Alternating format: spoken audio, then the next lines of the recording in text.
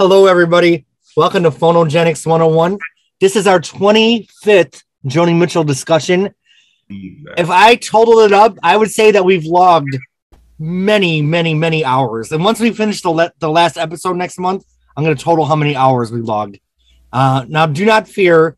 We will come back next year and discuss all the archives and then meet every time a new one comes out. So this family, I mean, you guys are all friends beyond this. Now, hopefully I'm friends with everyone. But the podcast, the Joni Mitchell podcast, will live on forever. If anyone's not shy, who would like to raise their hand if they're one of my Patreon subscribers? I know we got some in this group. Yes, thank you guys. Thank you all. I also did get a tip from Jody Johnson and from Janine Sherman on Venmo. Yay. So thank you so much. I want to keep this podcast grassroots. I don't want to deal with advertisers. I don't want to do that shit.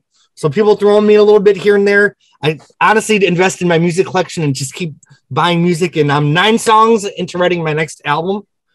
So there's going to be some new music for me next year. It's back to the acoustic guitar. And let's get to a much better singer-songwriter than myself, who'd be pissed that I just called her a singer-songwriter. So let's say musician, Joni Mitchell. We're talking about her second live album, Shadows and Light. And let's all hold up our media. I have the 2 CDs, the original edited, then the 2 disc set. I have my DVD. I have my VHS. And I just couldn't help grab my little Refuge of the Roads VHS because I bought it at the same day. But you don't have the laser disc? I'm gonna go find my vinyl. Oh, it did come out on Laserdisc originally, right? Yeah, it was one of the few first laser discs that came out. Oh, there's the vinyl. Yep. So when I was in 1989, 1990, I had this book called The Rolling Stone Record Guide. Did anyone have that book? Okay. And it was the second edition that had this blue cover. And I just saw the list of Joni Mitchell album titles. And I just fell in love with Joni Mitchell. I probably told the story in the first podcast, but we're going to tell it again. I fell in love with Joni Mitchell based on her album titles. They just seemed so interesting. I'm like, Hissing of Summer Lawns. So I went to a record store in Buffalo, an hour from my hometown, because I grew up in small town, Western New York. There wasn't an internet. The record store didn't have any Joni Mitchell, the local one. And I just picked up every Joni Mitchell album I could buy and just fell in love. And it's been a love affair ever since then. Wow. Oh, shit. I just lied. The first record I found was Chalk Mark and a Rainstorm at a flea market. So that's the first one I found. And then I went to Buffalo and then worked through the discography. But the reason I bring this up is because one of the first ones I bought was Shadows and Light. I remember getting that double album. There it is right there. I will say I do not like live albums. Like, I'm just not a live album person. There's very few live albums I like. And I think this album is essential. This is an essential album. Originally, my plan was to talk about Miles of Aisle, Shadows and Light, and all the compilations in a 1-hour podcast. But good idea with that. A gentleman named Jim, who decided not to show up, said that that's bullshit. He's like, I don't know how Jeremy's going to do that. So then I said, all right, we're going to do Miles of Aisles and Shadows and Light in one podcast. We met last month and started talking about Miles of Aisles, and about an hour and a half into that discussion and 4 songs in, I'm like, well, I don't think we're going to be talking about Shadows and Light on this podcast. So here we are. We're all going to talk about Shadows and Light. I think everybody here, if you watch all the episodes, everyone's been here before, so there's no introductions to make. But we do have a birthday in the house. Chris, happy birthday. Thank you for spending it with us. That's very special. This is the most fun I've had on my birthday since I was in Charmouth with y'all in England. And I don't think I told anybody it was my birthday that weekend. I didn't want to acknowledge it at all. But thank you all for making that time wonderful too. It's really I can't think of anything. I can't think of anything I'd rather be doing tonight. Thank you, Jeremy. Thank you. I was really excited to do this tonight. And Paz, did you want to give a little shout out to your friend? Hey, everybody. Folks from the JMDL will know who I'm talking about, but we lost last night around 8 o'clock. We lost Giselle Hawkins. She was a singer-songwriter, a performer extraordinaire. I have the honor of having her as a guest in my home with her then partner, Sydney. Cindy. They came down and spent a few days with us, and it was an extraordinary time. I mean, we played a lot of music, not only Joni stuff, and of course, she really embraced the guitar tuning. She showed me a version of I'll Be that she did to an open tuning that was really extraordinary, and I still have that tuning and love that song. I remember, Mueller will remember this. We, at the last Joni Fest in Full Moon in Oliveria, she did a performance that was extraordinary. The strings band from the UK were in, and the drummer sat in with her. And of course, Derek had no clue. I don't think they did a rehearsal. That wasn't the way she rolled. They just did it, and it was an amazing performance. And of course, she ribbed me a lot because I'm a large target. So who wouldn't, shoot the biggest guy in the room? So she did do that, and I could have killed the bitch, but I didn't. So, anyways, Giselle, we love you, baby. Rest in peace. You deserve it. You're such an awesome person. We love you. Cheers. Giselle. And since we're being a little sentimental tonight, I do want you all to know that I do get emails and I get messages online about how much these discussions mean to Joni fans out there. People that listen to her music and hear everyone here talk about their experiences with the music. And I think having these videos up for many years to come will just mean a lot to people, because we lived with this music real time as it came out at one point or another. So I just had to give a shout out. It all started when I sent an email to Les. So Les, thank you. It's nice to see you here tonight, and you connected me with everybody here. And really, you're the one that made this all happen. So you encouraged me to reach out to everyone. So I think, acknowledgement must be given. And what a special thing we've all created together. Thank you so much. Les, you'll be hearing from my attorney. Yeah. I already did. Oh. Joni Mitchell's like, you like her? Those assholes talking about my music. Aw. We love you, Joni, if you're watching. Just don't watch the Shine discussion, because it kind of broke my heart, too. Okay, Shadows and Light. Let's start. It's been such a hard couple of weeks with the hurricane, and then I had a lot of personal stuff with my apartment that I'm just so decompressing and so happy right now. That's kind of hard for me to host, because I'm just like, I'm so happy to be here and just be with my friends. So let me try to get business minded and get on this discussion. Let's start. Who remembers when Shadows and Light came into their life? When they went to the record store, when they bought the album? All right, let's do the digital hands, because it's easier for me to go in order that way. Okay, we got Chris first.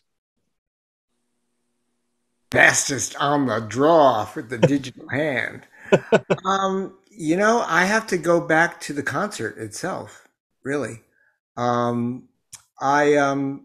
I think I told this story to some friends a couple of weeks ago, but I'm going to share it once again. I went to see the show. Of course, I had bought the Mingus record at this point, had come out, and Don Juan's Reckless Daughter. So Joni was deep into that period where she was working with the members of Weather Report, and this stellar band was playing with her and touring with her. And one of the stops it made, I was living in the Capital District of New York at that time, and one of the stops they were making was to Tanglewood in Lenox, Massachusetts. And I have a good friend of mine who was actually with me yesterday, helping me to celebrate my birthday weekend. And she at that point hadn't switched teams yet, and was seeing a man who was entrusted to be the local arts newspaper, who I will not name. I will not name him, and I will not name the paper. He was entrusted with writing the review of the concert. So we went to the show, and of course I was, we sat in the shed and I was over the moon. I thought this band was absolutely amazing. To be in the presence of all of that talent was just awe-inspiring. I mean, every single person on that stage just brought it in every which way. And we got, after the show, I mean, I could barely fit myself back into that little powder blue Pinto that we had driven there in. And on the way back, the boyfriend of my friend had mentioned that he thought he was going to write of the concert. And I said, there's two reasons why you won't do that. And I said, the first one is that the band was absolutely spectacular, and the material is so above and beyond anything else that's being listened to now, or probably for a long time to come, that you'd really be proving yourself a fraud if you were to write a poor review of this show, because let's face it, there were just too many people there witnessing it. So you don't want to do that. And he said, I said, and the second reason is that if you mention it again, I will throw you from this moving vehicle and you will miss your deadline. So I don't think you'll do it. He wrote a review, and it was a terrific review. I won't say it was any threat of mine that made him do it. He just did the right thing, because the show was fantastic. The band was preeminent. To see Pat Metheny and Jaco Pastorius, Lyle Mays, Randy Brecker, Don Elias, it was, and Joni Mitchell was Michael Brecker. Did I see Randy? I'm sorry. It was just a once in a lifetime event, and I am so pleased to have been there.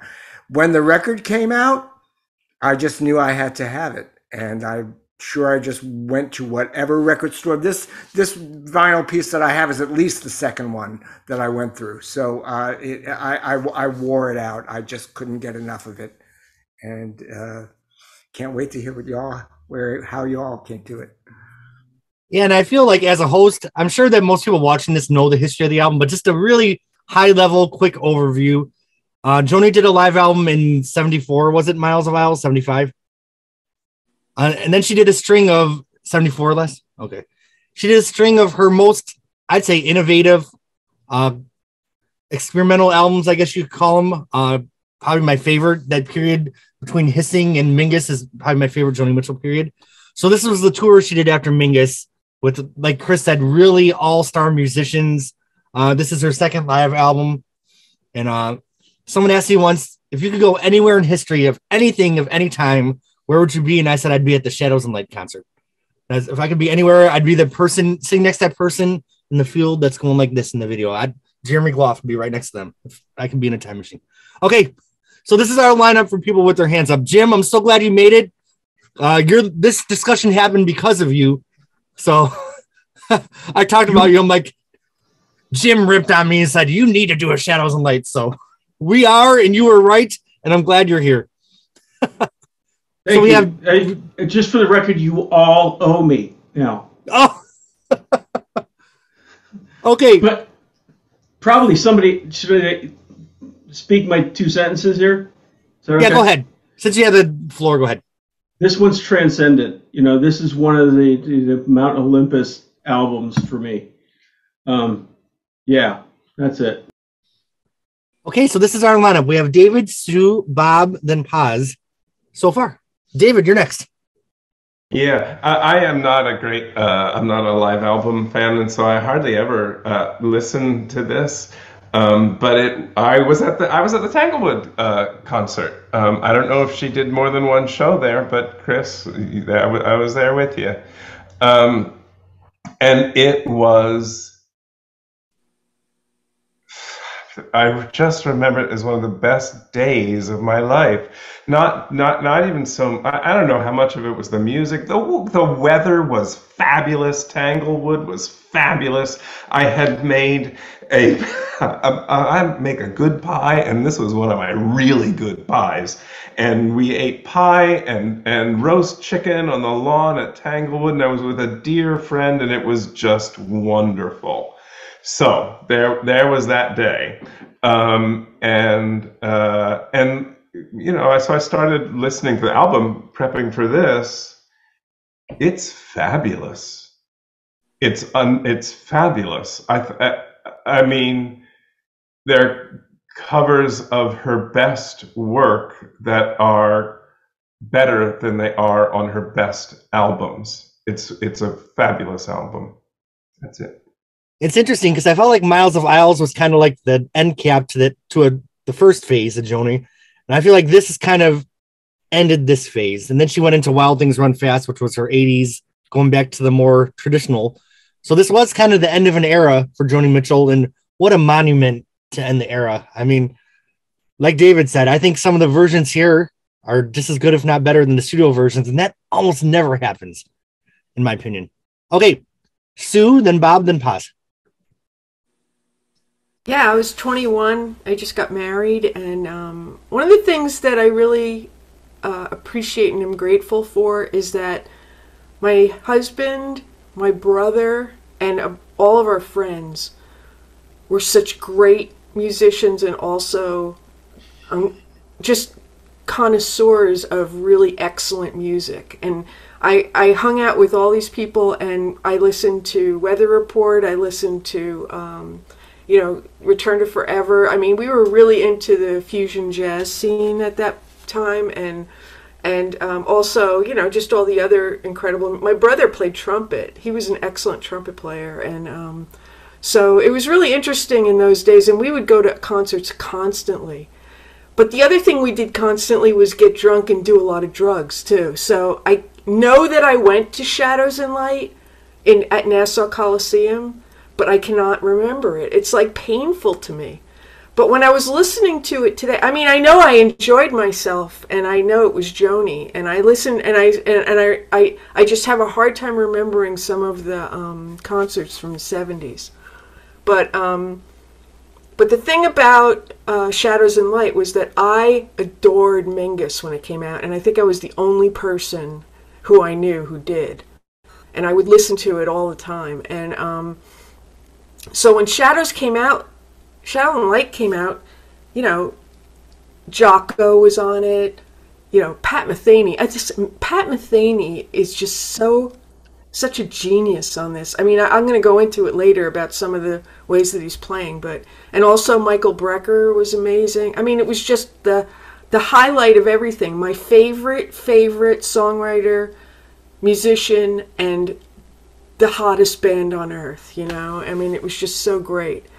And I was listening to it today to prepare for this, and it was really weird. I don't know if any of you guys get this thing, but I just had this flash of the 70s come into me. Like I was sitting in my parents' living room listening to Joni Mitchell, and I just had this amazing, it wasn't a flashback. It was just it's not so much that you smell or you taste or you see or hear anything. It was just that I felt it, and I don't know why. It was just, all this music is just so precious to me.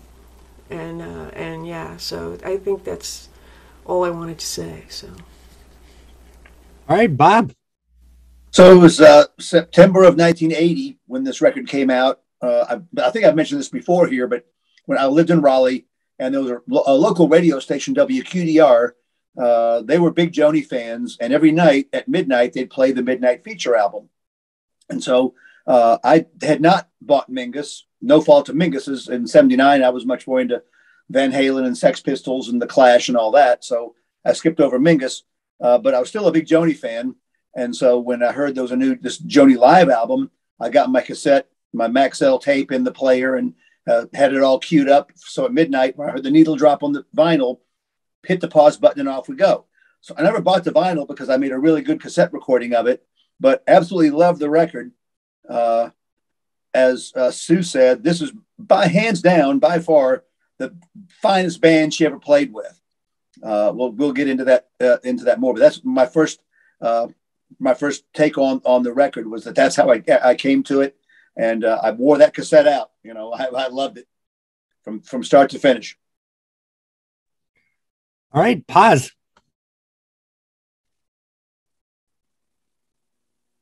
Are we there? Can you hear me? I can hear you now. Yeah. Okay. Geez, it's weird. So I agree with a lot of what Bob said. I heard the video before I heard the actual album, but when I have also worn out several copies, and this is, I think, the original album that I got, and I just love it. I really like live music. I think it's amazing to hear what happens in the live environment. I think musicians perform better, a lot of them, in that environment. I mean, it's inspirational to be in front of people and have them react accordingly to your set. I have this is not related, but the Jay Giles band Full House record is another one that completely on the other side of the map, but another live album that I just adore because of the energy and what went into it. And, you know, Jay and Magic Dick and all the cats. I mean,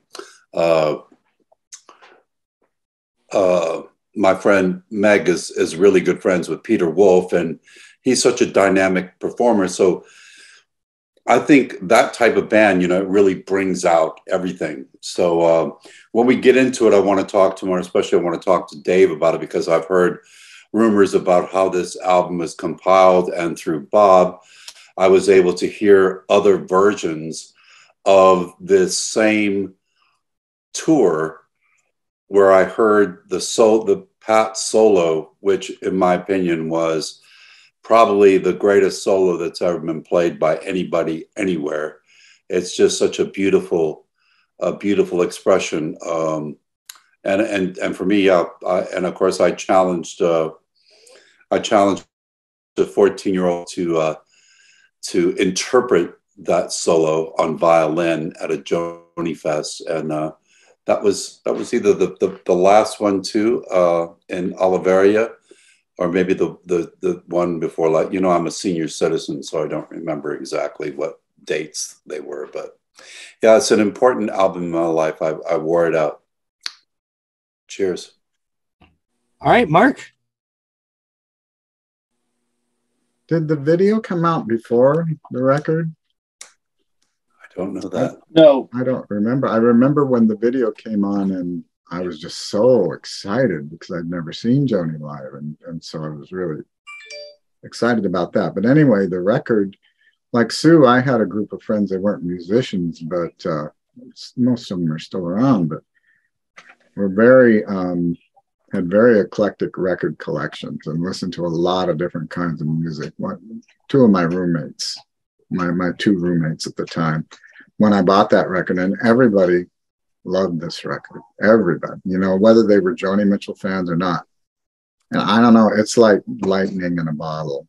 I mean, everybody else has talked about it, but it's an amazing record. And I remember Rolling Stone said it was one of the best live albums that had ever been released, you know, for what that's worth. But so I guess that's all I'm going to say. All right. And I'd like to mention, I'd love the cover art of this. I just think the pictures, when we go through the track by track discussion, we're going to follow the format of the double live album, because I know there were different configurations with the Laserdisc and the VHS. Different versions had different songs. If we want to mention a couple of things that weren't on the live album, but in the video, of course we can. I think Jocko's solo was only in the video, right? And not on the album. correct. Right. And I think there were a couple other things. Does anyone have anything to say about the cover art before we go into the track by track? Does anyone have anything to say about Joni's perm? I love her. I actually love her look on this. I think she just looks so cool with that wavy hair. She has her blue blazer on. I just think everything's perfect about this show. I like the way she looked in the video. I loved A lot it. of people have bitched about her 80s perm, but I thought she looked really sultry. I think you're right. Sexy. I think you're right, Mark. I think she had to be seen. I think she wanted to be seen, and that extra volume in the hair really made her pop under the light. But I think that also with regard to the artwork, I thought that all of the photos used on both the vinyl all came from the video, so the video was at least under production, and these were bypacked images that Joni herself chose. Crossfades, I believe. Crossfades in the video. Yeah. Going from one. Kind of a little bit of what she did later on with Night Ride Home with the double images here. I don't think anyone has a right to bitch about Joni's Shadows and Light perm, especially with the Dog Eat Dog perm just a few years coming later on. Bob, your hand is up. Yeah, as far as the look, the colors she chose are great. I think she looks beautiful and radiant, mostly because she appreciates and she's joyfully radiant to be on stage with these world-class musicians that, love her music, and appreciate her as much as she wants musicians to appreciate her music. That's just a reflection of the way she looks. Do you think it's fair to say that Joni really found her peers here? I looked at everyone on that stage as Joni's, I don't want to say equal, but she found her people here, and I think she knew it. Like, you could just see the ease, the comfort. LA Express, they were cool, but this is next level here. All right, Dave and Robin. I think that she just sounds fantastic. I mean, she was just in prime shape. She just looked really relaxed, like, what other people have expressed, but she just had just her, how she would walk and stuff. She was just really cool. She just looked super comfortable. With these heavyweight musicians, she just held her own visually, but vocally, just so impressive. Just real strong and confident and beautiful. And I liked her hair too. I know this is a weighty statement to make, but I just feel like this is one of the best moments in musical history. I just really do. Every time it's almost so good that I had to say, I can't watch it all the time because it's so special. I just had to save it for those special moments. Live, it really exposes you too. Yep. There's a lot you can do in the studio and stuff, but to just nail those songs, that's really impressive. And let me just ask, and then we'll go to Jim next. Bob, you have some of the bootlegs. Were the versions from the bootlegs pretty close to what we hear on this album? Yeah, I mean, it was kind of funny because, her starting, the two songs she started with on tour were Big Yellow Taxi and Just Like This Train. Oh. Neither one of which is captured on the DVD or the CD. She opened the tour at Zoo Amphitheater in Oklahoma City, where they did Jericho. It was the only performance they did of Jericho. It didn't sound very good. It didn't work. So I think after that performance, she got the band together and said, okay, from now on, we're dropping Jericho. So that was the only performance she did of Jericho, was at Oklahoma City at the opening show. But yeah, I mean, she mixed them up a little bit, but for the most part, I got a couple here. I got the San Francisco. I've got Lenox, Tanglewood. I've got Pine Knob, which was interesting. That's in Pine Knob was complete, but she did a show in Wisconsin where she did about 4 songs in. You start hearing thunder roll, and after 6 songs, you hear rains pouring down. So after 7 songs, they had to stop the show. Steve Polifka was there, and he'll tell you the story about being there. But for the most part, the running order of these shows were about the same. Hey Bob, where was the Santa Barbara show in the tour? She closed. It was towards the end. Yeah, it was towards the end. She closed with 5 shows. I want to say 5 shows at the Santa Barbara County Bowl. This was at the Greek, I think it was the Greek Theater. The Greek is in LA. Yeah, she did 5 shows at the Greek. Okay. This was prior to that, one day prior to the 5-day closeout at the Greek. Was this album captured on one performance or pieced together from several shows? 2 different shows, September 8th and 9th. Les, is that right? And before we move on, sorry everyone that has their hand up, but I just want to clarify, I'm a huge Fleetwood Mac fan, especially their later albums. They did a lot of overdubs, even for the live albums. There's Shadows and Light. There's not really many overdubs, right? What you hear is what you got based on the bootlegs. I think that's true. It wasn't like Miles of Isles where they recorded stuff in the studio and put some applause over it. Right. And put those on the album. So I just wanted to mention that. I don't know of any overdubs. There might have been, but I don't know of any. Right. That's a testament to the power of this band and the music. Well, Holy shit. There's some extra percussion being played in Dreamland, but that it's not credited on the album. It's only Don Elias credited as percussion, but you can hear 2 other people playing along with the congas. But I haven't watched the video of that, so I'm not sure if that's just Brecker and Jocko doing that. Bob, didn't close most of those shows with The Last Time I Saw Richard? That's correct. Yep. I kind of would like to have heard that on the record, but I've listened to some of the bootlegs. Was her version of Big Yellow Taxi just the standard, her and the acoustic, or did she have the band out for that? No, she had the band out, and that got the show going. She closed with Woodstock on almost all the performances. Last Time I Saw Richard was the last song before she did the encore. Okay. Well, she was on that tour during the 10th anniversary of Woodstock, I believe. 79. Right. Oh, how the dream had faded. Okay. Yeah. Okay, we have Jim and then we have Les. Robin, did you have more? No. Okay.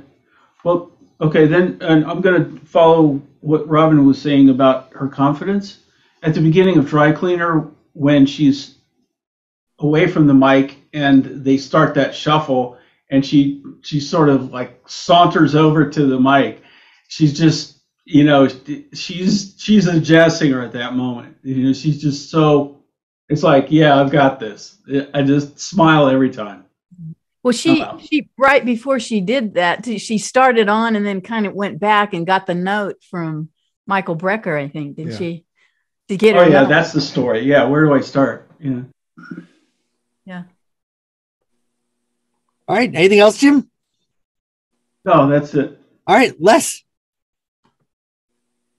So when I comment on, Bob was talking about the bootlegs, and I think the 79 bootlegs are some of the worst sounding bootlegs out there. I don't think there's a good recording of any of them. I don't know, Bob, you may differ on that, but I think they're all really lousy sonically.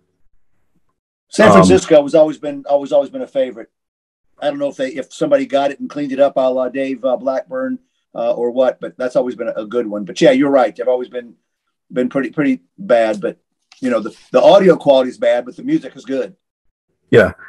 And I have it on good account that in Joni's vault, she has soundboard recordings of every single 79 show. Mm. And I don't know how many hardcore Dylan fans there are here. I know Dave Blackburn is a huge Dylan fan. But Dylan released Columbia Records released every note that Dylan ever played in 66. Of course, I've got it. It's a great set. But what I'm lobbying, this probably won't happen in Joni's lifetime, but it may happen after she's gone. I'm lobbying that they release every single one of those 79 shows because for many reasons, it would appeal to all the Matheny fans, it would appeal to all the Jocko fans. And unlike other Joni tours, everything that Jocko does on those shows, everything that Matheny does, and everything that Michael Brecker does is different every night. So it would appeal. I think it would have great appeal if they would release all those. So I'm lobbying for that. Unless, how many shows were there all together? Do you know? What, 11, 12, 15, maybe something like that, Bob? I'm not sure what that. Yeah, it wasn't a long tour. That's probably, I'd say about 15. Yeah, I could handle a 15 disc collection of this tour. but just think how that would appeal, especially to Jocko fans. Yeah. You know, I mean, they're rabid to hear anything that Jocko did, and a lot of Jocko fans feel that what he did with Joni is some of his best work. Plus, the Most of Matheny the fans, 79 shows that I have were trades with Jocko people. yeah, and Matheny So fans are just as rabid, you know. So especially early Matheny stuff like that. Yeah. And just to go back to what Dave was talking about, Dreamland, the liner notes on the album says, special thanks to Joel Bernstein for his cassettes of Dreamland from the PA mix by Ed Wynn. So I'm not sure what that means in terms of getting extra sound on. Wow. That's a CIA name, Ed Wynn. So before we go into the track by track, let's just mention one more thing about the video, that Joni did add some visual elements to different songs. We will talk about that. The album starts with an introduction, as does the video, which features it's James Dean, right? Is it Rebel Without a Rebel Without a Cause? Yeah. Rebel Without a Cause. Without a pause. Rebel Without Pause. And I love this introduction. I feel like it really sets the theme of the album. It sets the mood. It was awesome on the video. It's very 80s if you're watching the video, because it like pans out on a TV. And I'm realizing I think I watched this VHS like thousands of times. This and Stevie Nicks Live at Red Rocks are my two like holy grail VHSs back in the day. So yeah. Does anyone have anything to say about the introduction? Chris, is anything else, Les? Nope. Okay. Chris. I don't know how to put my hand down. I'll do it for you. The intro is a really interesting collage, audio collage of pieces. It's, she pulls in the whole sort of background of, where she came from and early days of rock and roll and the kind of heroes that the folks making that rock and roll had, and the generational shift that had happened in her youth via pieces like Rebel Without a Cause, which is clearly heard through it. The scene where the family is discussing, I guess, their son's infraction, and their concern that he's going to get into bigger trouble. I actually wanted to ask the entire group. I pulled up a transcript of it, and what I've been able to find, Frank and Carol and Jim are speaking, and Frank says, "Far be it to tell me what to do." Carol says, "Oh, are you going to preach? Do we have to listen to a sermon now?" Frank says, "Well, I'm only trying to tell him what you mean. You can't be idealistic all your life, Jim." And Jim says, "Except to yourself. Nobody thanks," Frank goes on, "nobody thanks you for sticking your neck out." And Jim continues, except to yourself. Frank says, "Wait a minute. Now, to my ear," Jim changes what he says in the next sentence, because what I hear is, "accept yourself." Does anybody else hear that change, or is it just me? It's like he changes from accept to yourself about being idealistic, and then says accept yourself, which I think generationally was an enormous piece of permission to give a generation of that time. And I think that's why she chose that snippet of to include in this piece. And I don't think there's any part of it that's not. I believe that it's Frankie Lyman and the Teenagers that we hear singing the actual track from Why Do Fools Fall in Love? I think that's part of that sample. No, so I'm not a juvenile delinquent. I'm not a juvenile. I'm not a juvenile delinquent. You're absolutely right. I'm sorry. Chris, I never thought of that before, but it always sounded to me like he was leaving out the word "to" when he said it. I feel like I hear it differently. I don't know why. Are you saying that makes sense to me? Exactly. I think the last statement he makes of it is that he changes accept to yourself to accept. Yes. But his father has also said nobody's going to thank you. And I've always thought he says, well, accept yourself, that you could very well be yourself. Yeah. I'm just throwing it out there and seeing if anybody else is having what a Joniism. Yeah. Either way, it's a powerful little piece. It is. It's haunting. It's so haunting. That of something you could see people of her generation walking out of a movie theater and being fundamentally changed somehow. That there was something that they needed to respond to. I mean, in some way, this is way more powerful than the Wild Bunch. Anything she might have found from Marlon Brando, at the time, and it ties into Persuasions as well because it gives us the Frankie Lyman thing. So I mean, it's we have the keyboards from Shadows and Light layered underneath, right? Which we'll get to that too because the synthesizer, yeah, it takes it to church. I mean, it takes it to church. I'm actually getting the chills thinking about this. Do we have to listen to a sermon now? All right, Bob. Yeah, I never heard accept with an A, but it totally works for me. I don't have any issue with that. When even the first time I heard this, I always felt like it was kind of autobiographical. That Joni didn't have this discussion per se with her parents, but they certainly had disagreements. And Joni was headstrong about being true to herself and doing her thing against her parents' wishes. And I see this playing out. I think she really related to this scene, and James Dean pops open the doors and goes running out and just the whole thing. And the way they use it to introduce in France, They Kiss on Main Street. It's just brilliant. And then throughout that song, of course, they intersperse Chuck Berry and the Blackboard Jungle, rock and roll where Bill Haley in the comics debuted Rock Around the Clock and, stuff from her youth. So yeah, the introduction, which the first time I heard it when I was listening to this record on the cassette tape, I never saw the show. So I didn't know, did they broadcast that video on a screen or something before the concert? Or was that just added for the video release?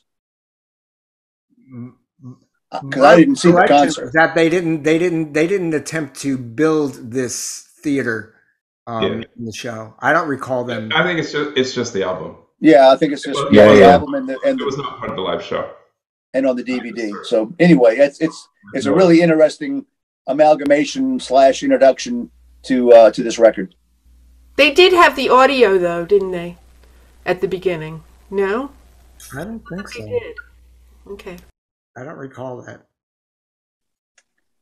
The thing I love about it, bootlegs I have, is I remember the first time I listened to Shadows and Light, because I already had Miles of Isles, which I didn't like hardly at all. And I just remember right from the intro, I'm like, ooh, this isn't Miles of Isles here. I knew I was in for a different ride. And I was right. So any other thoughts on the intro before we start moving into our 19 songs? All right. Well, in France, They Kiss on Main Street, of course, as we all know, let's not talk about the songs themselves. We've already talked about the songs. So we're going to talk about these versions of the songs. And on Hissing of Summer Lawns, it had James Taylor on the background vocals, and it's kind of a little slick with the LA Express there. But I just think the version they do on Shadows and Light just lights the song on fire. This is my preferred version. I'm just getting chills thinking about this damn album.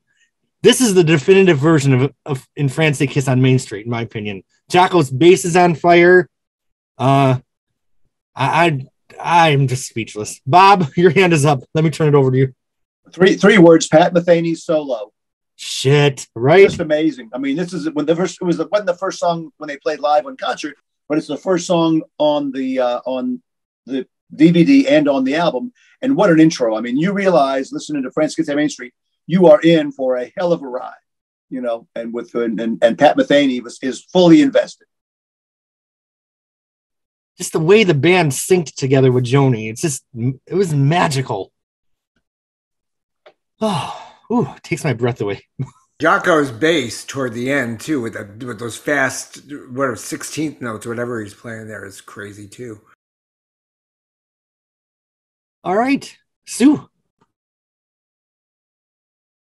I really love this song. I definitely agree with you about how it's different on Hissing. It's a little, I never thought of this song as one of my top Joni songs until I tried to play it.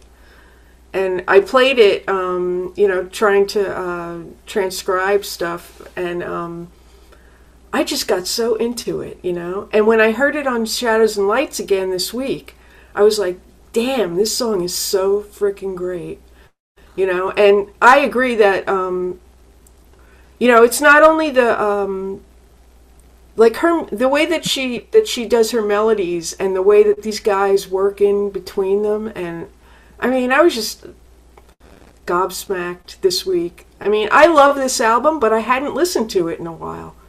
And I'm like everything that everybody said, Metheny for me just blows this album apart. I mean, he's just so great on so many tunes, but yeah, his voice coming out of this song was really great. And yeah, I mean, I think Joni's guitar playing, like, you can't hear it that much, but she's in there, you know. I mean, that's one of the things that I was listening to when I was listening to this album was, you know, you can hear her as the bass of the song, you know. The way that she strums this song is really fantastic. And, you know, a couple other songs on the album too, but you know, just the basis of the song and you know, the lyrics are amazing and the rhythms. And she wrote this song as a rock and roll song from her youth, so, you know, I mean, it flows right in from, you know, the Frankie Lyman stuff right into, you know, how she plays, so. Sue, would you say it's fair to say, though, you can hear her electric better on this version than you could hear her acoustic in the Hissing? Definitely. Yeah. I mean, the thing about trying to transcribe her songs always, you know, as the albums went forward, was that there was so much, you know, other stuff going on, you know. And this song was one of them where I really had to work at it to get. But it you know, it worked out. I mean, I think that Black Crow on this album is really. I don't want to go ahead of myself, but there's so many Joni guitar performances on here that, you know, are really, really thrilling to me. So. All right, David. Yeah, I actually probably should have mentioned this before talking about the intro. Is it just me, or I have a hard time with the persuasions? They sound off to me. They sound off key.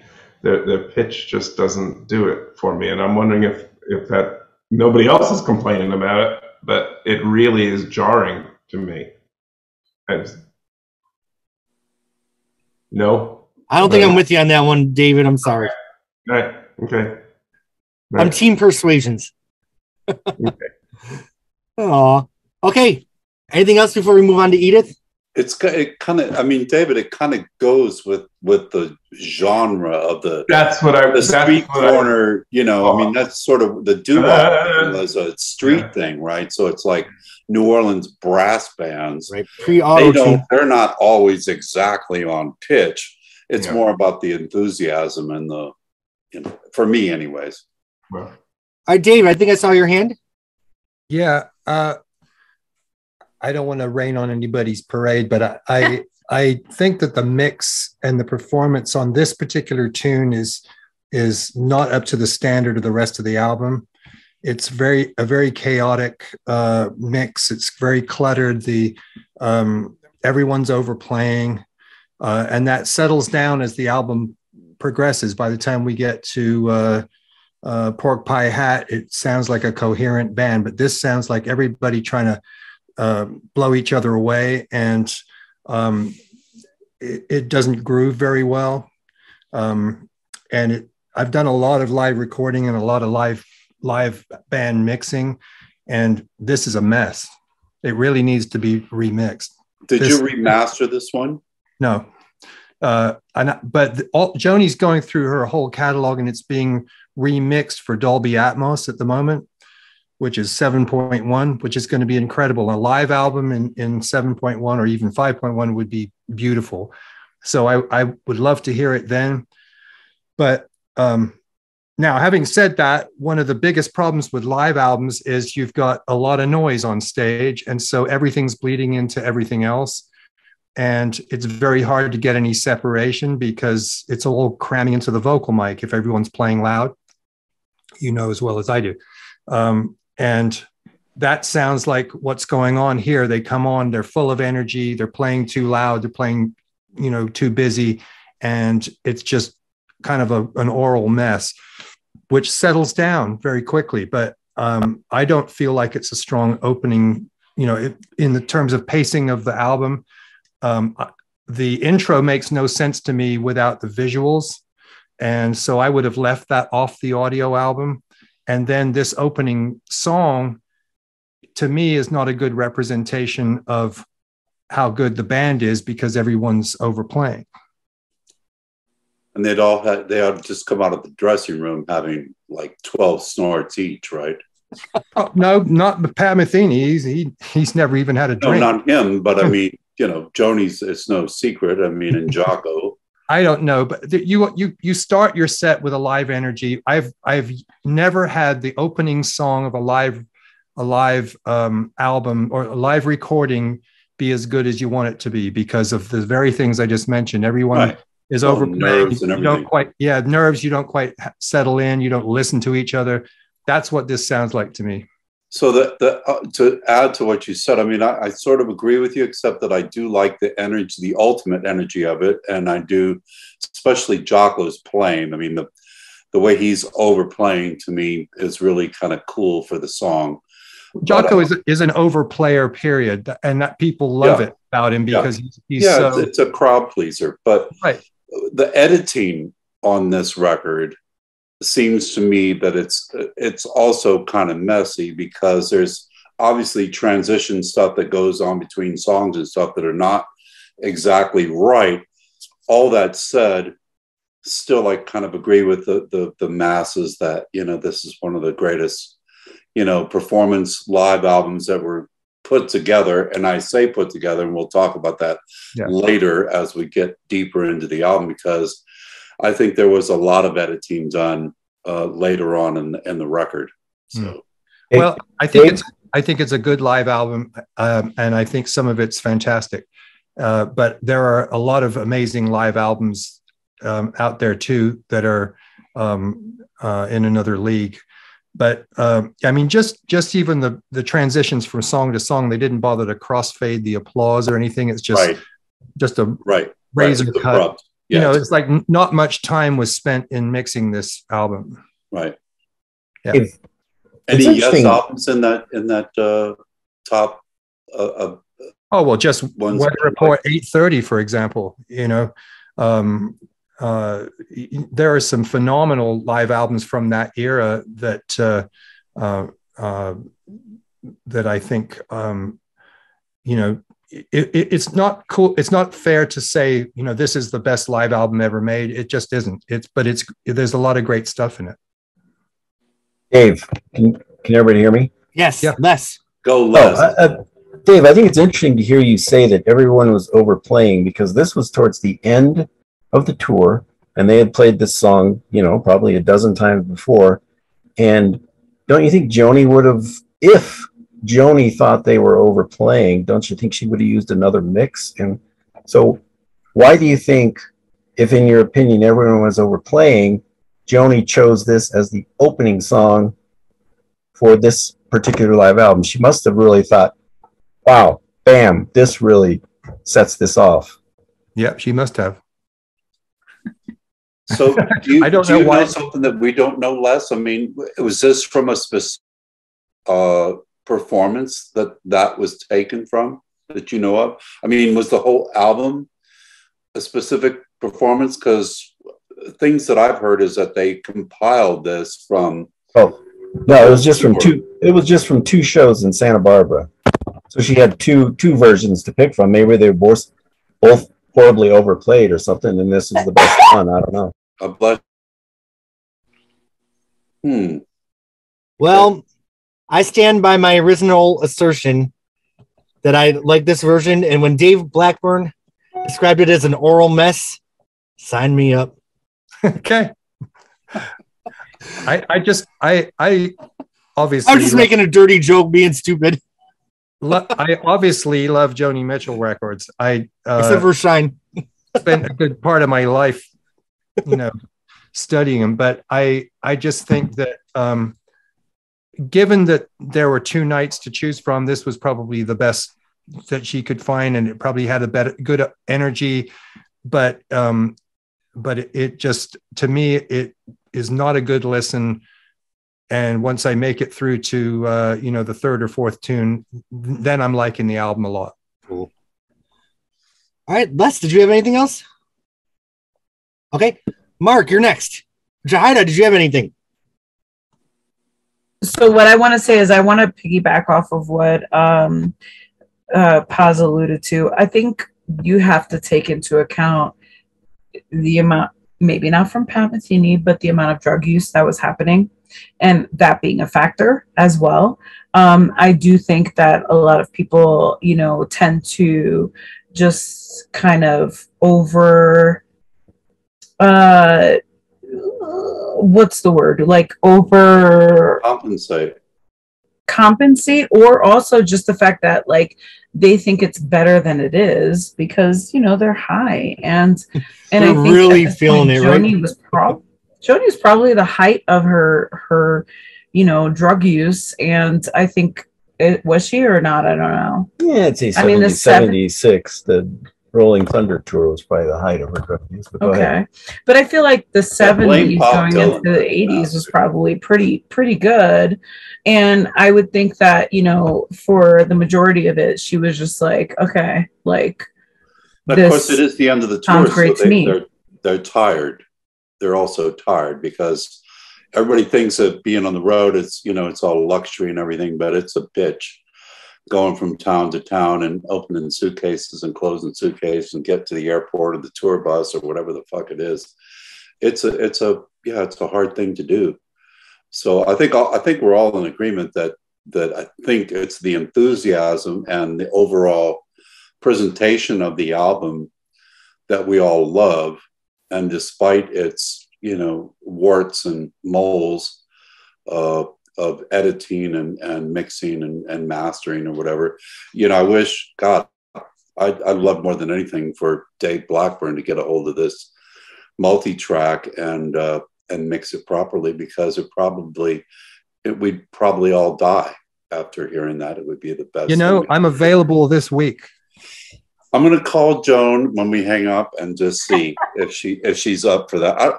I don't think she can handle it. I think she's fragile right now. Wouldn't it be fun if we all listened to it and then all met on Zoom right after we listened to it for our first? We'd probably all be dead. You're right, Paz. We wouldn't even make it through. All right. Love this record. But thank you, Michael. 10%, Dave. Okay, 10%. Mark. Did anybody else hear a slight rasp in her voice in this opening track? I was listening to it last night and I thought I heard a little bit of a rasp here and there. Here and there in some of the phrases I hear it. But I always thought that her cocaine use stopped after Gojira. And that whole journey was getting off of the drug and getting herself centered again. I thought so too. I know Michael Brecker, he was pretty into coke at that time. Mm. I think that her voice through this whole album seems to start to get a little lower. I heard a dark, like a lower kind of more alto on this than I heard like on Don Juan's or even Hijira, you know, coming. So I don't know, maybe it had to do with the length of the tour, I don't know, but doesn't mean that doesn't sound fantastic. I always thought her voice, I'm sorry. It was low, but I'm just saying the timbre sounded lower to me. Didn't she raise Amelia from open C to D for this tour? I don't know. I think she's playing in D, open D on this record. Maybe. As opposed to C, which was the album version, yeah. Well, I just wondered if she transcribed anything down. Supposedly she did that for her versions of some of the songs on Miles of Isles. But her voice always sounded different to me on this record. Last time I saw Richard is 3 half steps lower on Miles of Isles, which is a lot. Yeah, but in other songs, where is it on Travelogue then? Oh boy. Anyhow, moving on. Mark, in the basement. I was going to say something else. No, it went out of my head, of course. If it comes back to you, I'll put you back in the lineup. Never mind. It's my fault for interrupting. Never mind. We have Les and Jahida, and then we have Bob. Actually, you have me. So as a singer, and Robin and Sue, you can either refute this, anybody else. I only say this because we are the female singers, but I find that post-nasal drip does a huge number on my ability to sing certain higher notes. And so therefore, I would imagine that, you know, like, for example, I find that singing in certain allergy seasons is harder than others, you know? And so with this case, why are you looking at me like that?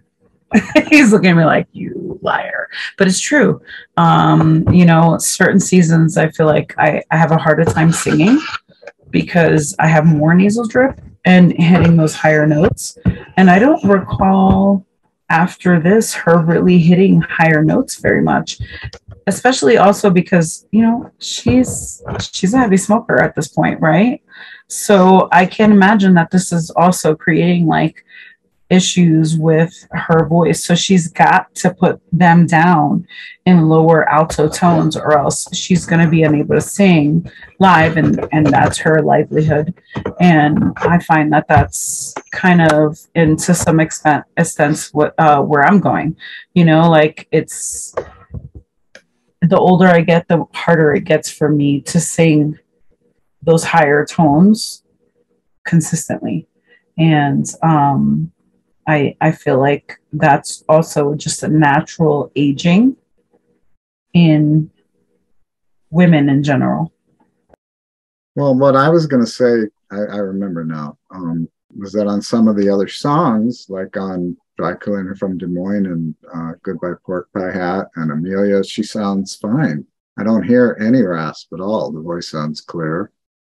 But there's just a couple of tracks, and I think they're more towards the beginning of the record, where I kind of hear this little bit of a rasp. Well, she's pushing, and because she's pushing because the band is loud. Yeah, I'm sure. We singers know that, right, girls? I thought she sounded really good on Why Do Fools Fall in Love. Oh yeah, I thought she was really strong and her voice was real clear. So I think, you know, on a song like In France They Kiss on Main Street, having performed that with a band, it you do push, you know, when you have that much volume. So, you know, that can affect your sound. So for sure.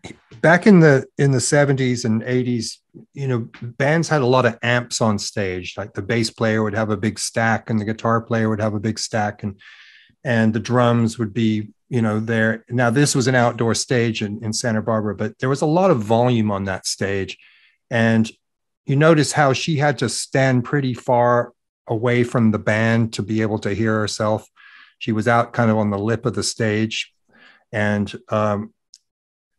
that is all different now. People use in-ear monitors and use the smallest amps they can get away with just to make the stage volume as low as possible. And that is the way you get great live recordings.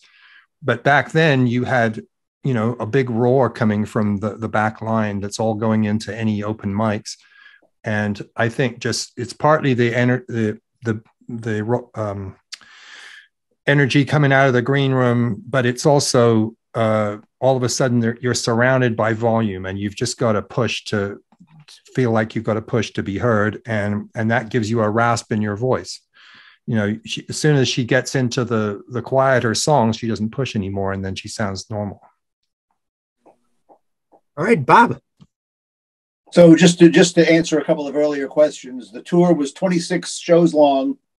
She opened August 3rd, as I said before, Oklahoma City, and she closed the show, as Mark said, at the Greek Theater with 5 shows, September 16th. So the tour ran about a month and a half, with 26 shows compressed into about a 6-week period, which is, I think, is fairly intense.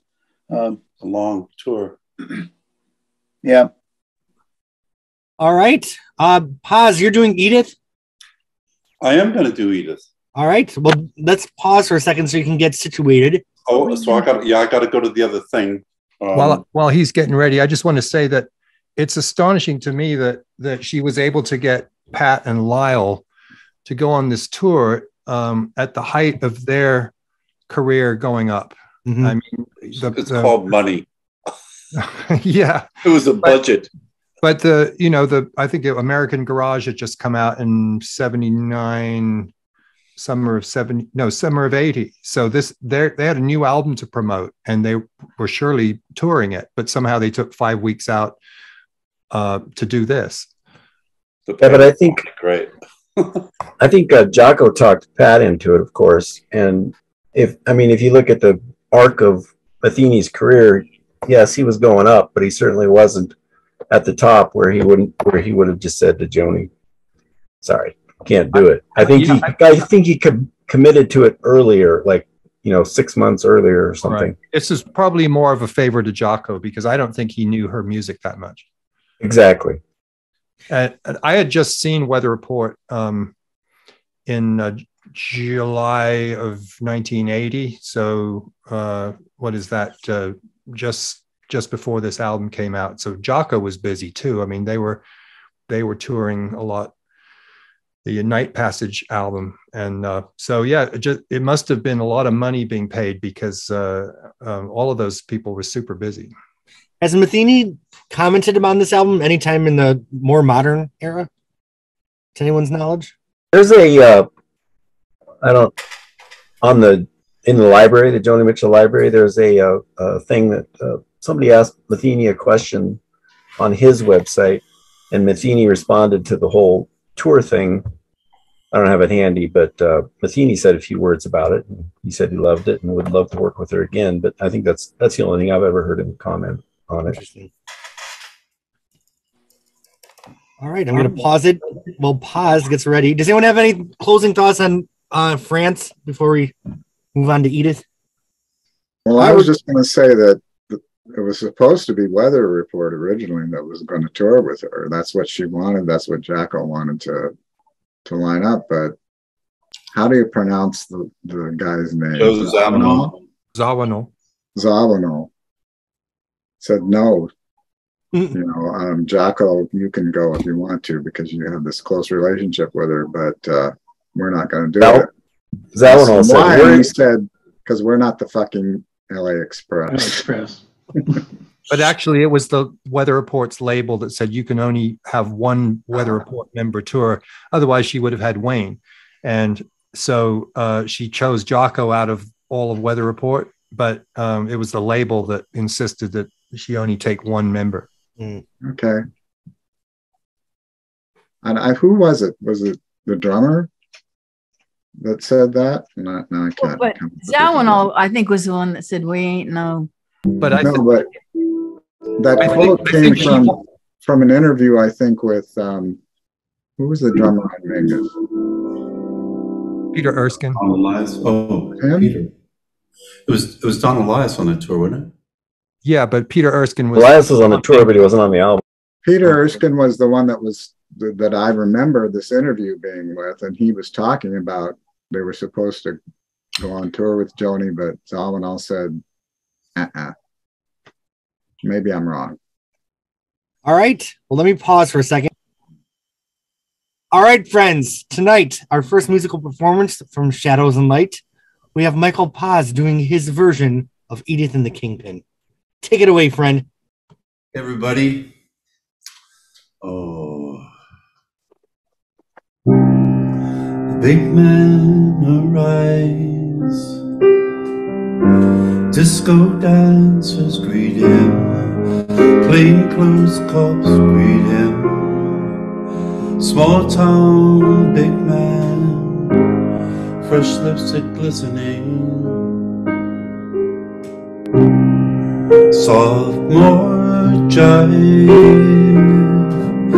from victims of typewriters. The band sounds like typewriters.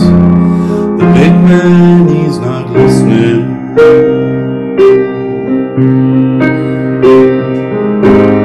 His eyes hold Edith, his left hand holds his right. What does that hand desire that he grips it so tight? Edith in the rain, the passed over girls are comforting. The man with the diamond ring is purring. All claws for now withdrawn. One by one they bring his renegade stories to her. They bring his crimes and his glories to her. In challenge they look on.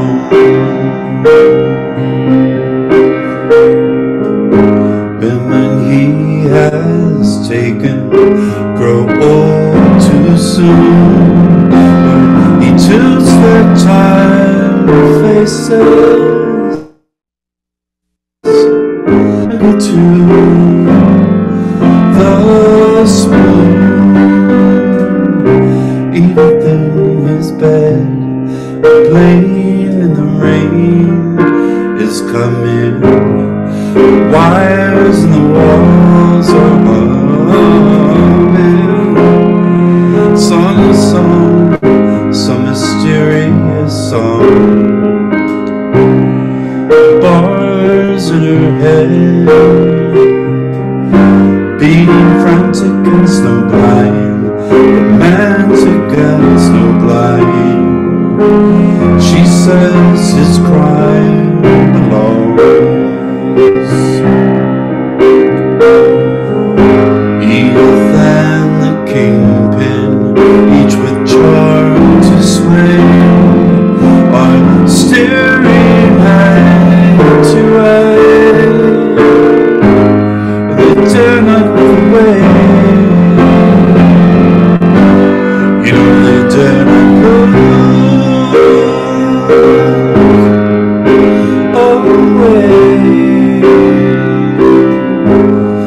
They don't look away. They don't look away.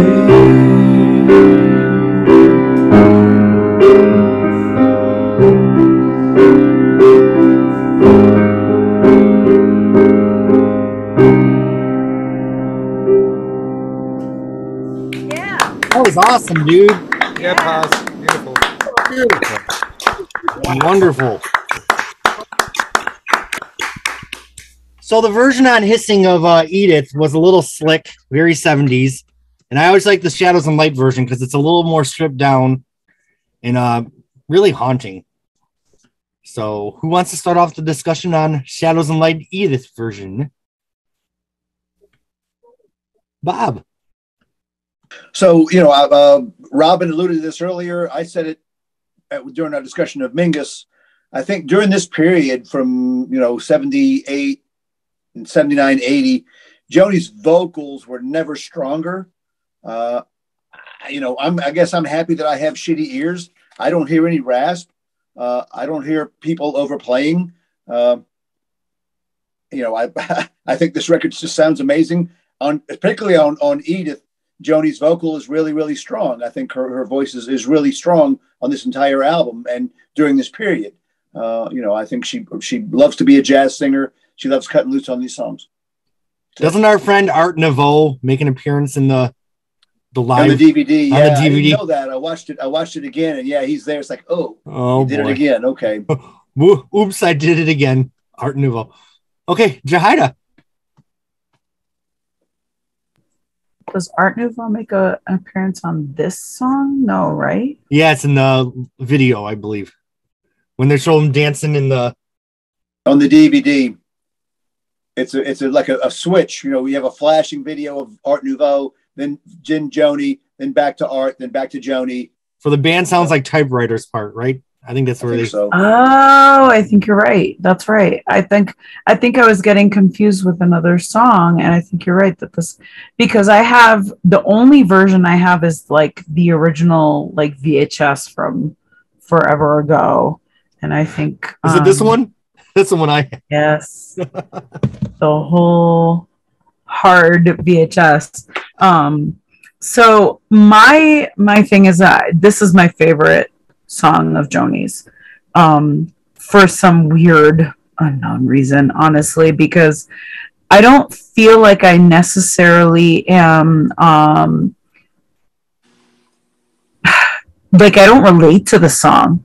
You know what I mean? I feel like this is a song that is a specific story, but there is something about it that like attracts me.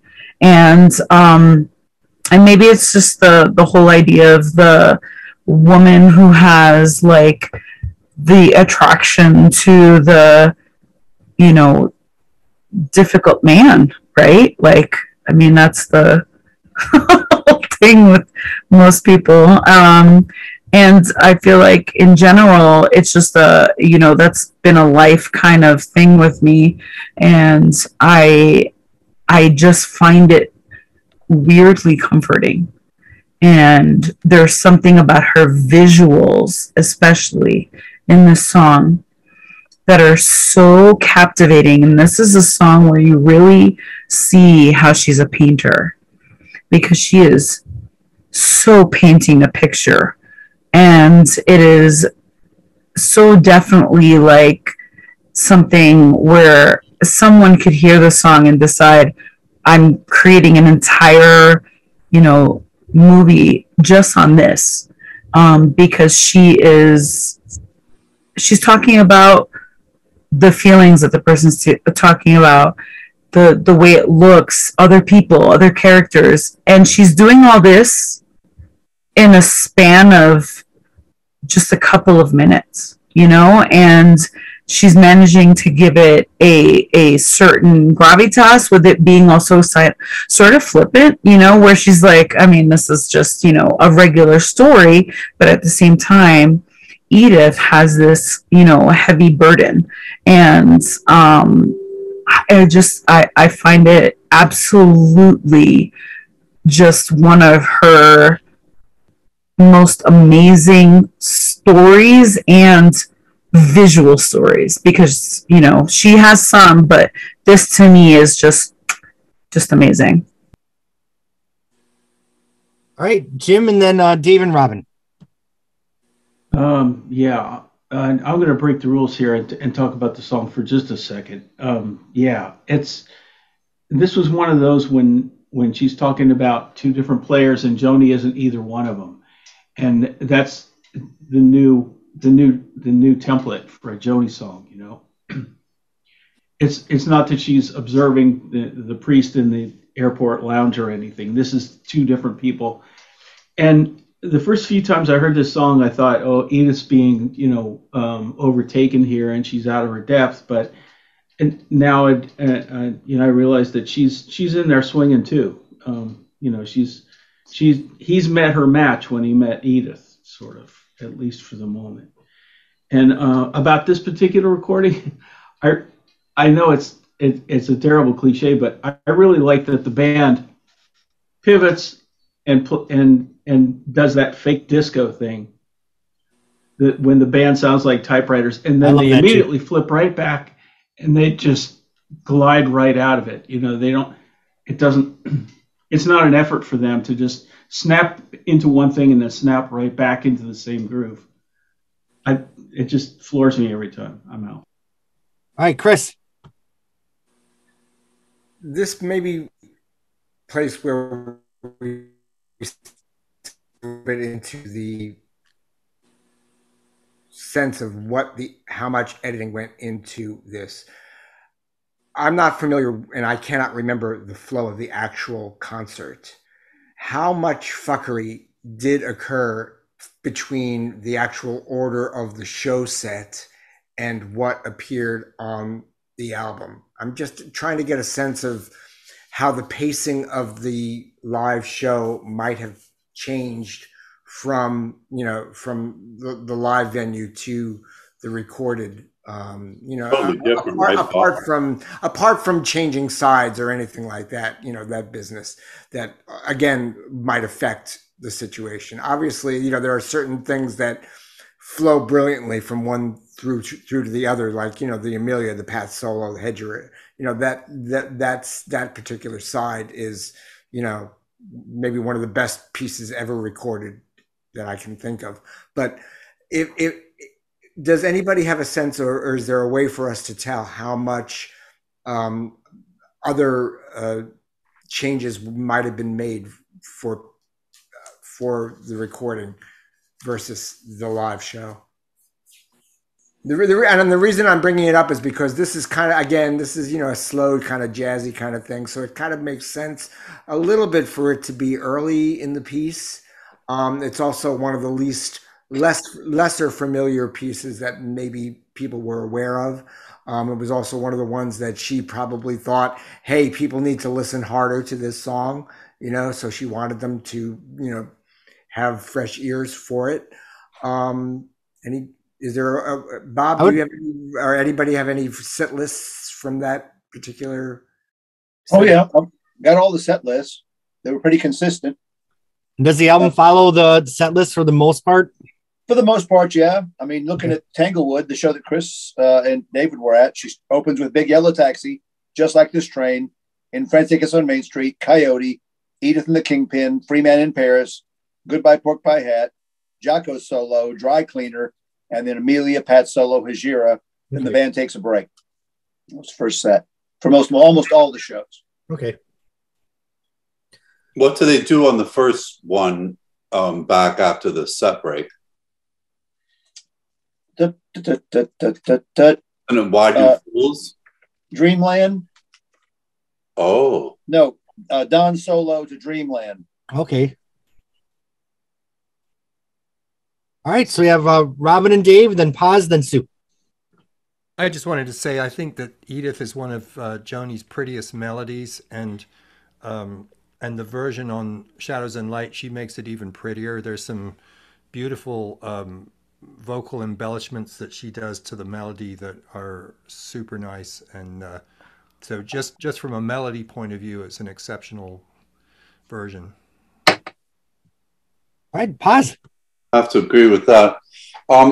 This, for me, this is one of her best songs that I love. I mean, and I remember playing this. I'm not a great piano player, but I accompanied Sherelle Smith to sing this song at a Joni Fest at Ashara's place, and wow! I mean, it took a new kind of thing for me to wrap my mind around somebody else singing around what I've been singing by myself, in that room downstairs.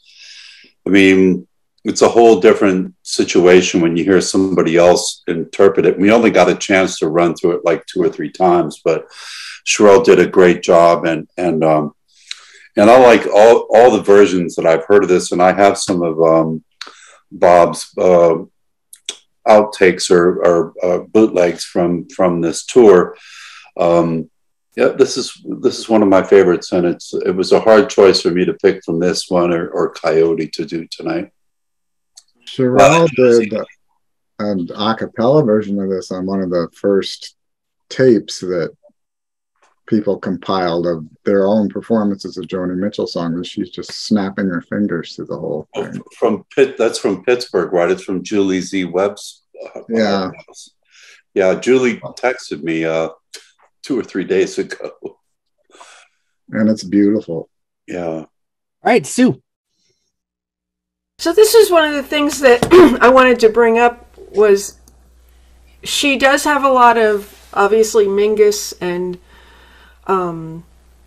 Hissing of Summer Lawns on here. And also Don Juan's Reckless Daughter. And I was really surprised there wasn't more Cart and Spark on this album, you know. And, you know, it was interesting that Bob said that she played Just Like This Train, or, you know, any of the other songs on Court and Spark. Could have fit right in, but maybe it's, I don't know. I'm not sure why. But anyway, Edith and the Kingpin sounds beautiful on this. And I kind of, like, I remember when I first started listening to this album, I didn't like that kind of disco-y thing that they did in the middle, you know. But when I listened to it the last couple of days, it did fit, you know. It was pretty cool. I guess I mellowed out. See, in the olden days, I didn't want anything to change. I just loved, you know, everything that she had done. And when she, you know, when things were different, it was like, you know. But now I really love it, so. The thing that blows my mind is if these shows were in 1979, that's 8 years after Blue. Like 8 years and we're here. Like that just blows my fucking mind. Bob. Yeah, so Jeremy, you know, I think you're right what you had said earlier about, you know, Miles of Isles kind of closed out that period. Then she moved on, and then Shadows and Light closed out the second period. Having said that, she does do Raised on Robbery on all the live shows. Raised on Robbery is on the DVD. And it's very fun to watch because, A, the crowd's really into it. I mean, if you look at this crowd of surfer boys in California. You see some bad dancing. You see some really bad dancing on the video. Really, really bad dancing. None of the guys are wearing shirts. And they're there to hear this rock and roll stuff, not the Mingus stuff. So when she cuts into Raised on Robbery, you know, the whole place goes wild. Lyle Mays, you know, who's not featured much really on the CD or, you know, or these recordings, gets to cut loose on the piano on Raised on Robbery. So he's having a really good time. His old hair is, you know, flying around. So she does Raised on Robbery. She does Just Like This Train. Of course, she does Big Yellow Taxi and Woodstock, you know, way back from Lays in the Canyon. But that's what makes Joni, right? I mean, Help Me is her biggest song of all time, her biggest hit. And she didn't play it. She played it in 76 on that tour, but she dropped it. You know, her biggest hit, which you'd think would be a standard to play, but there's no Both Sides Now. There's no, you know, none of those things. So she's like, okay, this is it. This is the exclamation mark that ends that period, and I'm moving on, you know, to the next chapter. That's Joni the artist, you know, who evolves always, you know, not just, okay, I'm going to show up and play all my hits. All right. Any parting thoughts on Edith before? And for this podcast, we're not going to do the thumbs up or down because it's thumbs up for every song, I would imagine. Paz, did you have a couple thoughts on Edith? I was going to say, bye, Edith. Oh, bye, Edith. Bye, Edith. All right. You said we weren't going to delve into every song because we talked about them before in the album version. So we're just going to talk about the live thing. You know what? This could be a 3-session set the way it's all good. We're all good. Liar. We're all good. Let's see if I'm saying the same thing at midnight, though. Right. Okay, we're on track 4. It's midnight. Listen, you guys have me this whole night. So this has to be a 6-hour discussion. We're doing it tonight, though. So y'all can talk as much as you want, but we're all going to get tired later. Okay. We are moving on to the White Lines on the Highway. Coyote, the Shadows and Light version. I will say I did prefer the Hajira version of this one because it just was a little bit more airy. And I like that chorusy guitar of the Hajira version. But I do love this version. And I do like when they show the barn burning like this in the video. What do you guys think of this version of Coyote? Nothing? Okay, we'll move on to... No, I'm just kidding. Someone's got to have something, don't they? I love the congas on the live version. Okay. Well, shit. All right. Coyote. I can't see without my glasses. I really can't either. Goodbye Pork Pie Hat. Good pie. Okay. We're going to have something to talk about here. Goodbye Pork Pie Hat. I heard this version before. Back in the day, you had to buy CDs and records when you found them. So I found Shadows and Light before I found Mingus. And, oh, the hands are going up. The hands are going up. I heard the live version first, then went back and heard the Mingus version. And I do love the Mingus version, but it just felt a little tame. I feel like this live version on Shadows and Light is the definitive Joni Mitchell Goodbye Pork Pie Hat. I just think it's fucking amazing. I just think her vocals, a lot of people kind of mimic jazz singing, but this is where you see that Joni Mitchell is just a jazz singer. Like, this isn't her playing a role. It's coming from her soul, and you can really see it in the song. And perhaps everyone here will disagree with me, but that's kind of how I feel. So we have Mark, Dave and Robin, we have Chris, and then we have Bob, the covers dude. That's the lineup. Okay, first of all, this is what I bought for the VHS. I don't know if anybody else has seen something like that. Oh, that's the OG. Oh. Anyway, the day I saw that in Tower Records, I went nuts because I said, I have to have that. But this version of Goodbye Pork Pie Hat is beautiful. There's no doubt about that. What I kind of noticed, and I don't know, maybe not everybody else agrees with me, is I think Joni, when she first started to perform these songs, was trying to figure out what to do with her hands. Because she usually was playing the guitar or playing the piano, and she wasn't really performing much without an instrument. And I think she's still trying to figure it out, but it's great. It's a beautiful, beautiful. I feel like Joni's hands are a big part of this video. Like, just her things she does. Like, I can visualize it all in my head. All right. Anything else, Mark? Hey, No, Jack is trying to get in. Oh, he's in. Okay. Jackson. I just saw this. Okay. We have Dave and Robin. For me, this is the song where, and I'm talking about the CD here, the 16 song CD.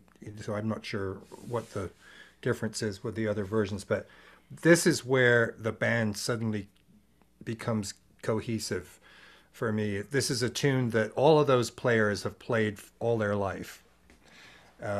And so they have worked out cool ways of navigating it for years, which is not the same as playing Joni's tunes that they've just been playing on tour for a few weeks. And so it really sounds very advanced and beautifully balanced, and Brecker completely owns it. You know, I like Wayne's splashes of colors that Joni called him for, but Brecker is given free rein on this, and he really was just exceptional. So I do prefer this version to the Mingus version because of him mostly. Does everyone remember that one shot where it's like the camera's like panned right into his throat and you can really see him like pushing the air? Anyone else remember that, or am I just crazy? Okay, we have Chris and then Bob. I'm going to go on record and confess that I have never seen the complete Shadows and Light video. All right, Chris. Well, we'll see you for the next. We'll see you for the next. It's movie night at Chris's house tomorrow night. Let me tell you, I should do it. I should do it. For me, this was when I exhaled in the show, because I said, not only did this band and she convert, because I was aware of, Mingus' original version of this song, and the way she swings the vocal is better than the way she did it for the Mingus recording. And not only is it better, but I think I agree with Dave that Brecker really brings something really immediate and big to the whole thing. I mean, this is, it could be Charlie Parker. This is that era that while Wayne's sound is Wayne's sound, but it did not bring what lyrically the piece was telling us. And that completed the painting for me here. She made it big. It was immediate. And I remember the audience was rapt by it. And I said, you know what? If she can grab this audience that she struggled to bring them to her jazz, then this is a huge success. And I remember exhaling in great relief at this point in the concert. And I think it's an absolutely wonderful piece. Her vocal is spectacular. The band is great. When they come up out of the subway, I believe every step. It's really, really fantastic. That's all I got. And this is a point where if you listen to her recorded discography, you realize the power of Joni Mitchell as a live singer, a live music performer.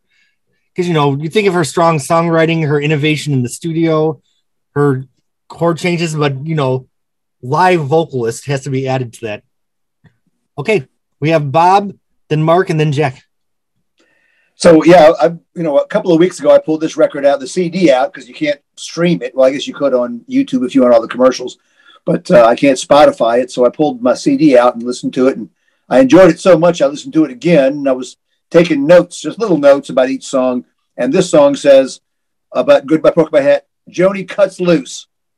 Brecker is amazing. Which pretty much echoes what everybody else has said. But, again, it's, Joni in her finest vocal moments. All right, we have Mark and then Jack. Well, for me, in both recording on Mingus and in this recording, the saxophone is Lester Young. I mean, the players are playing a totally different style from the way Lester Young played, but that's the voice of Pork Pie Hat, Lester coming through. And then you have Jacko, that's Mingus telling Joni the story of Lester. Just a thought. All right, Jack. Hey, sorry I was late, by the way. So I think I mentioned this before, but this tour was the first time I saw Joni at Red Rocks in Colorado. I was in the 9th row, and it was an absolutely gorgeous summer night. And someone had mentioned her kind of swinging or whatever. She had this like yellow chiffon flower dress on that was just kind of blowing in the breeze as she kind of swayed while she sang the song. And it really was like an hallucination. It was really an amazing moment. Joni Mitchell, 9th row at Red Rocks for the first time for this tour. It just doesn't get much better than that. And this song was the highlight. I hate you, Jack Merkel. Me too. All right, Jim. Add me to that list. What's that? Add me to that list. Oh. I wish I would have seen that tour. Oh my God. I was fortunate enough to see that tour actually 3 times. Though one of them was rained out.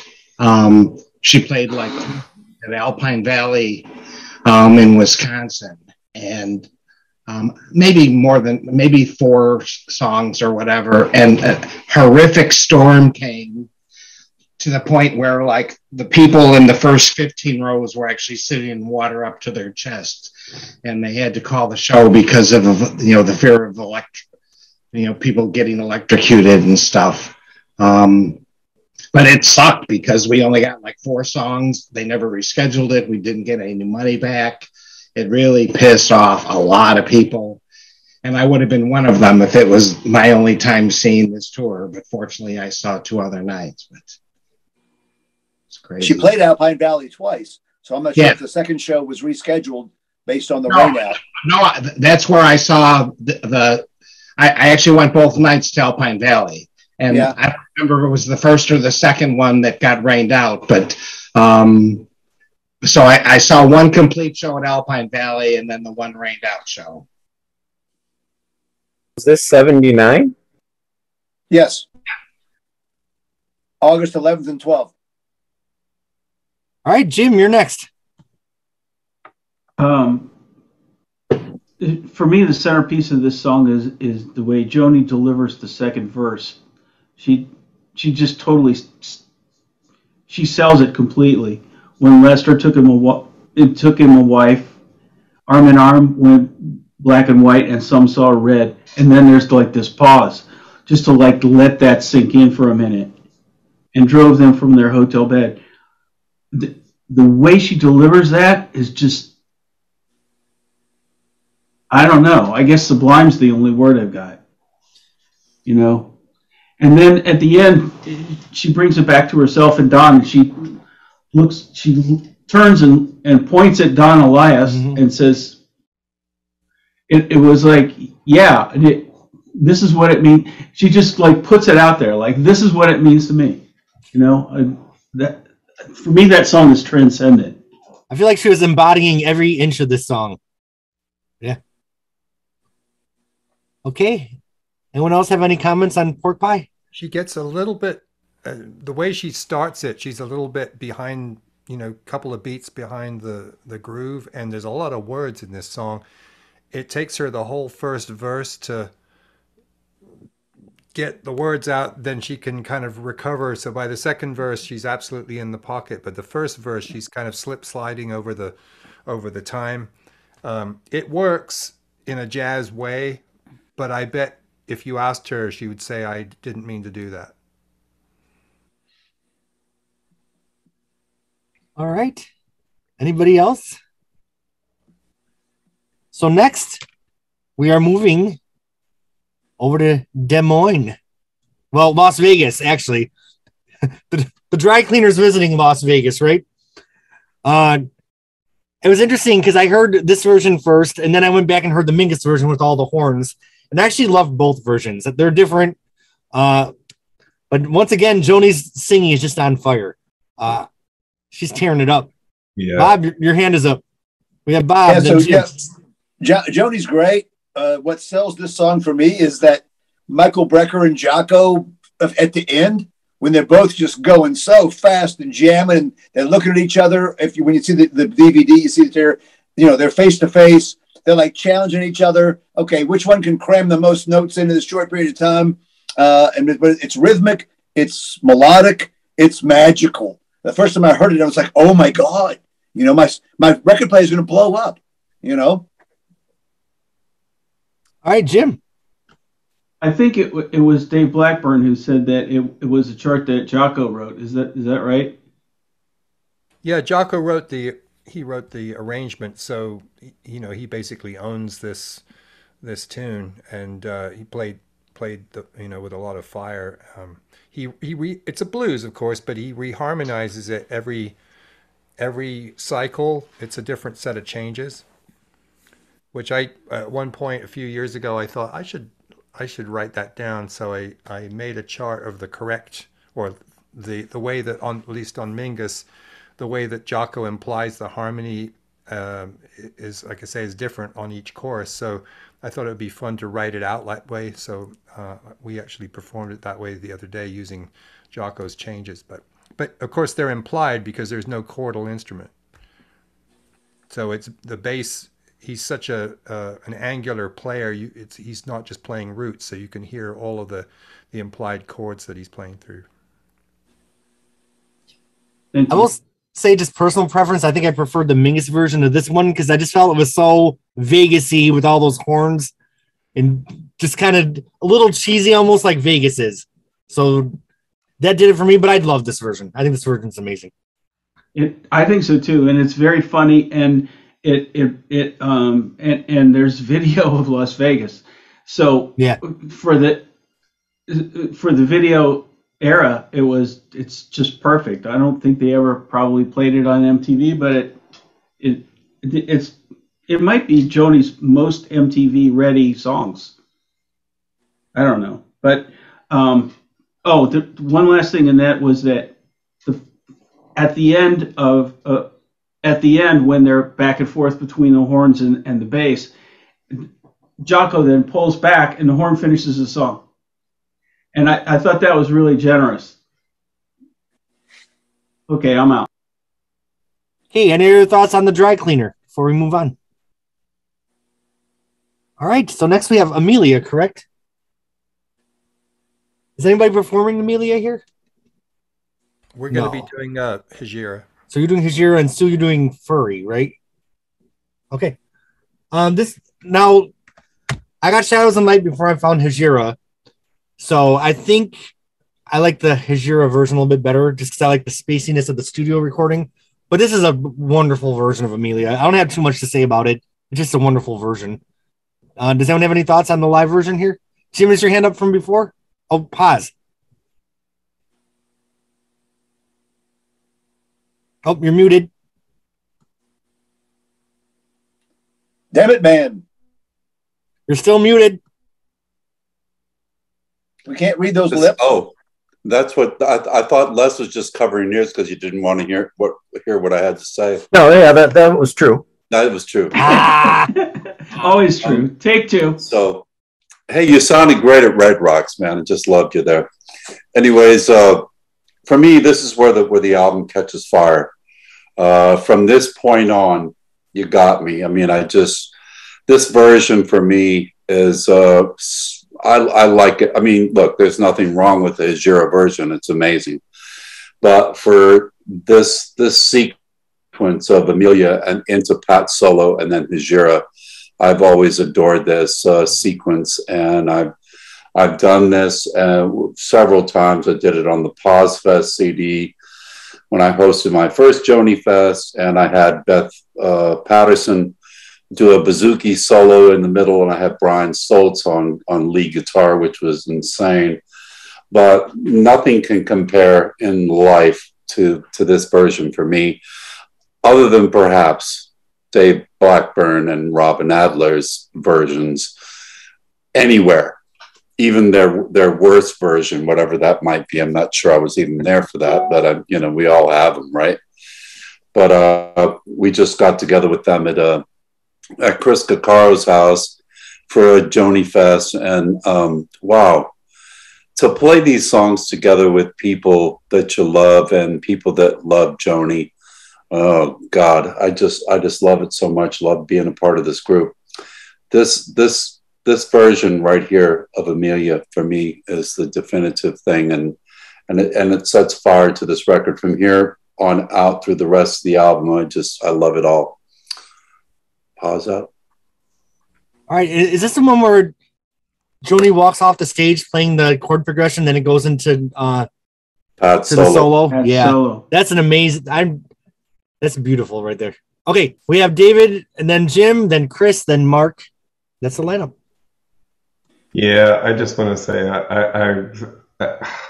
I didn't think there could be a better version of Amelia than the Hejira version, but it's gorgeous, and it's her vocals, and I'm not going to say that one's better than the other, because the spaciousness of the studio version is gorgeous. It's fabulous.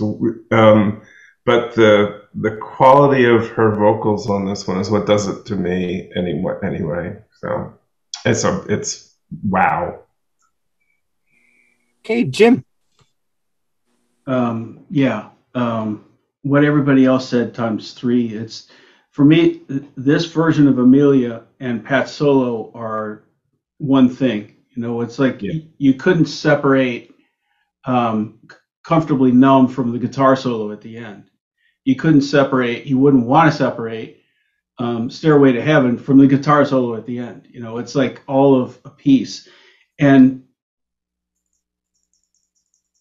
Joni in the video, it's like, where does Amelia start and Joni leave off? It's like she's saying, this is me again, like she often does. She's like, this is Beethoven, but it's also me. You know, this is Amelia, but it's also me, right? And then she steps back and just lets Pat.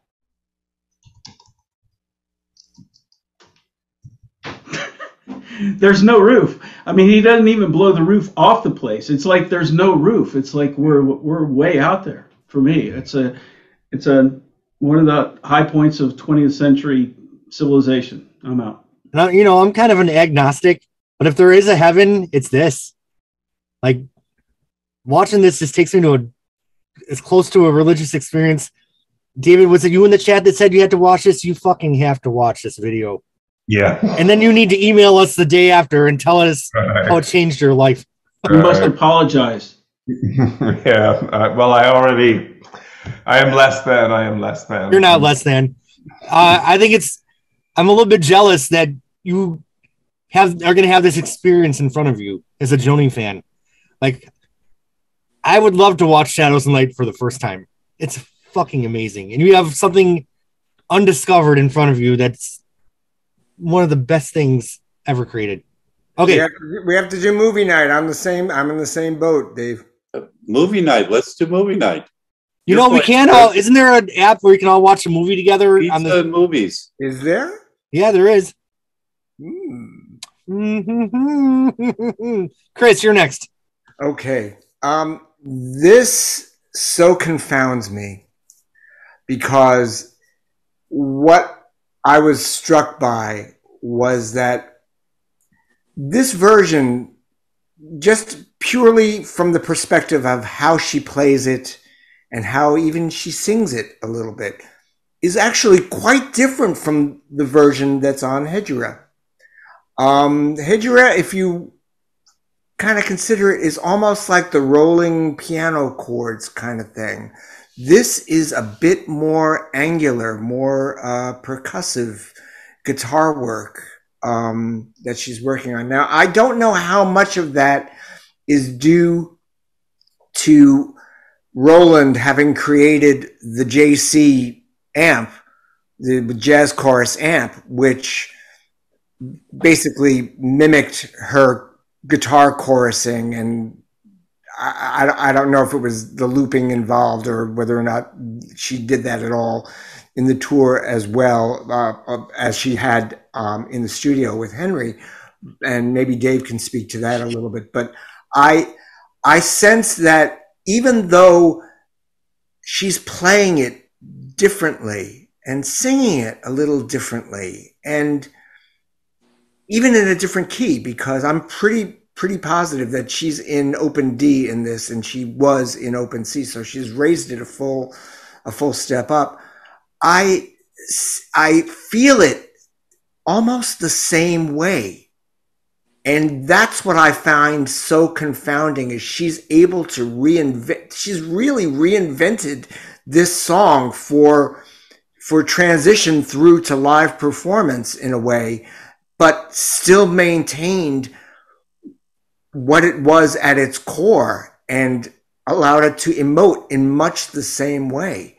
It confounds me. That's all. I think what I loved about the Hedera version, David, was Larry Carlton that played guitar on the original, right? Yeah, Joni would bring Larry in and give him like 4 tracks. And she didn't tell him anything. There were no charts.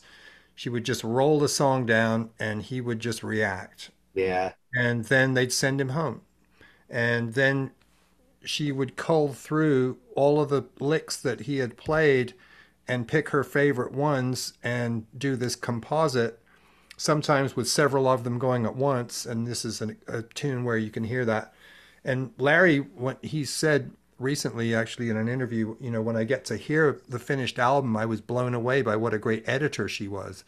You know, her taste in which parts she used and how she used them was exceptional. And so what you're hearing is total improvisation and then good editing after the fact.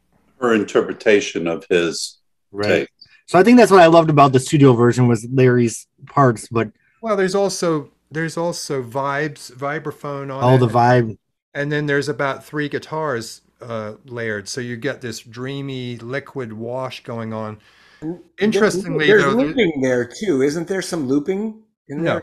No, I don't think any looping at all. There's some delay on the guitar, right? Double tracking or chorusing. like triple maybe. tracking or double tracking, but then you've got the vibes and then Larry's parts too. So it's very dreamy, but you know, with just the JC amp, it's a little bit spiky and not lush, but she makes up for it with the vocals. Mm-hmm.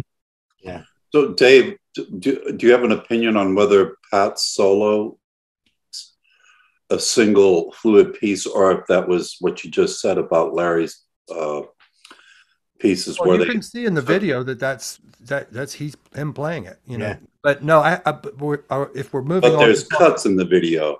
There's cuts in the video, and it looks, you know, to me, I've heard, I don't know how many things Bob sent me. I think I may have 4 total live shows, and none of the solos are even close to what the solo was that night.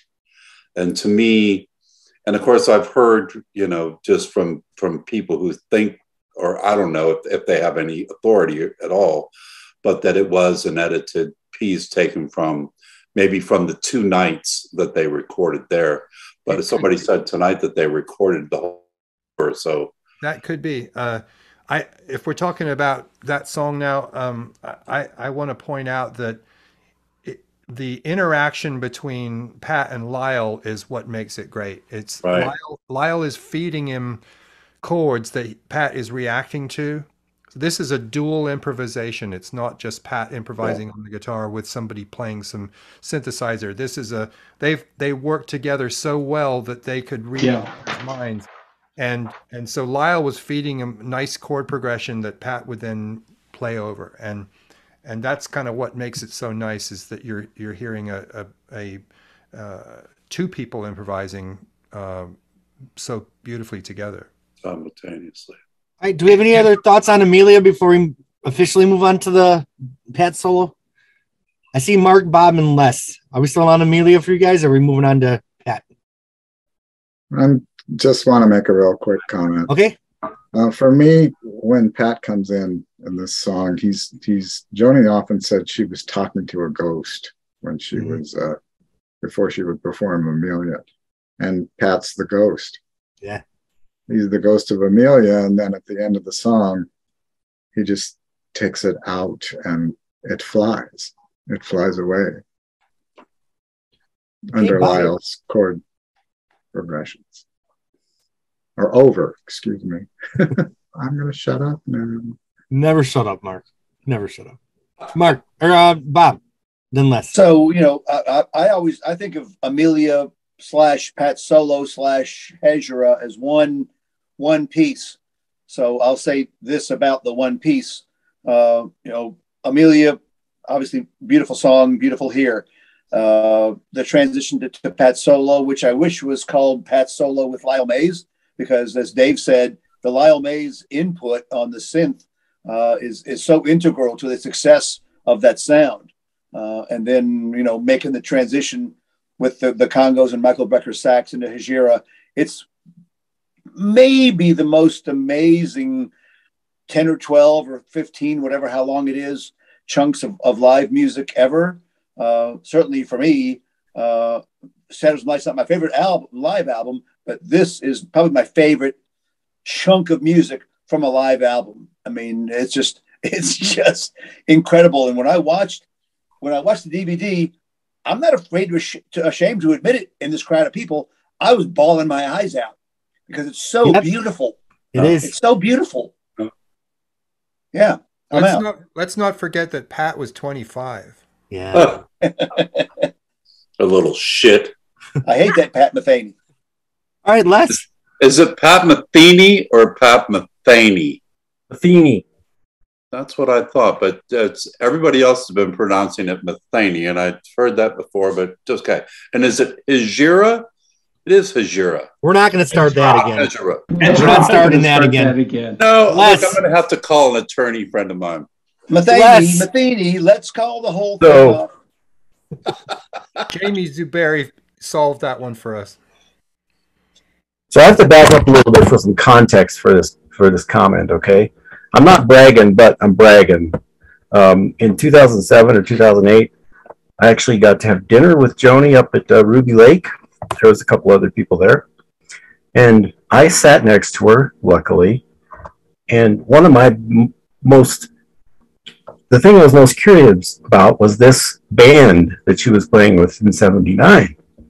And I said to her, man, that must have been that was like probably the greatest band you ever played with. She said, no, it wasn't the best band I ever played with. My favorite band was the 82 or 83 tour with Dog Cheese. See how I worked that in, Bob? Dog Cheese? Yeah. You and your trivia. Russell Ferrante. Okay. So, and I asked her why she felt that way. And she said, because in '79, there were so many egos involved, it was really hard to get things rolling. And one of the comments she made was, Jocko started out, and Jocko was the only one that got to do a solo. And I was just looking at early set lists. And if you look at the Oklahoma set list, the first date of the gig, Pat didn't do a solo. And she said, after Jocko did his solos, Pat came to me and said, I want to do a solo too, if Jocko gets to do one. And so Joni was like, okay, go for it. And if you look at the set list of the Oklahoma City gig, Hejira appears 3 or 4 songs before Amelia. So between Oklahoma City and probably the next gig, Pat and Lyle must have asked her to change the order of the set list or something.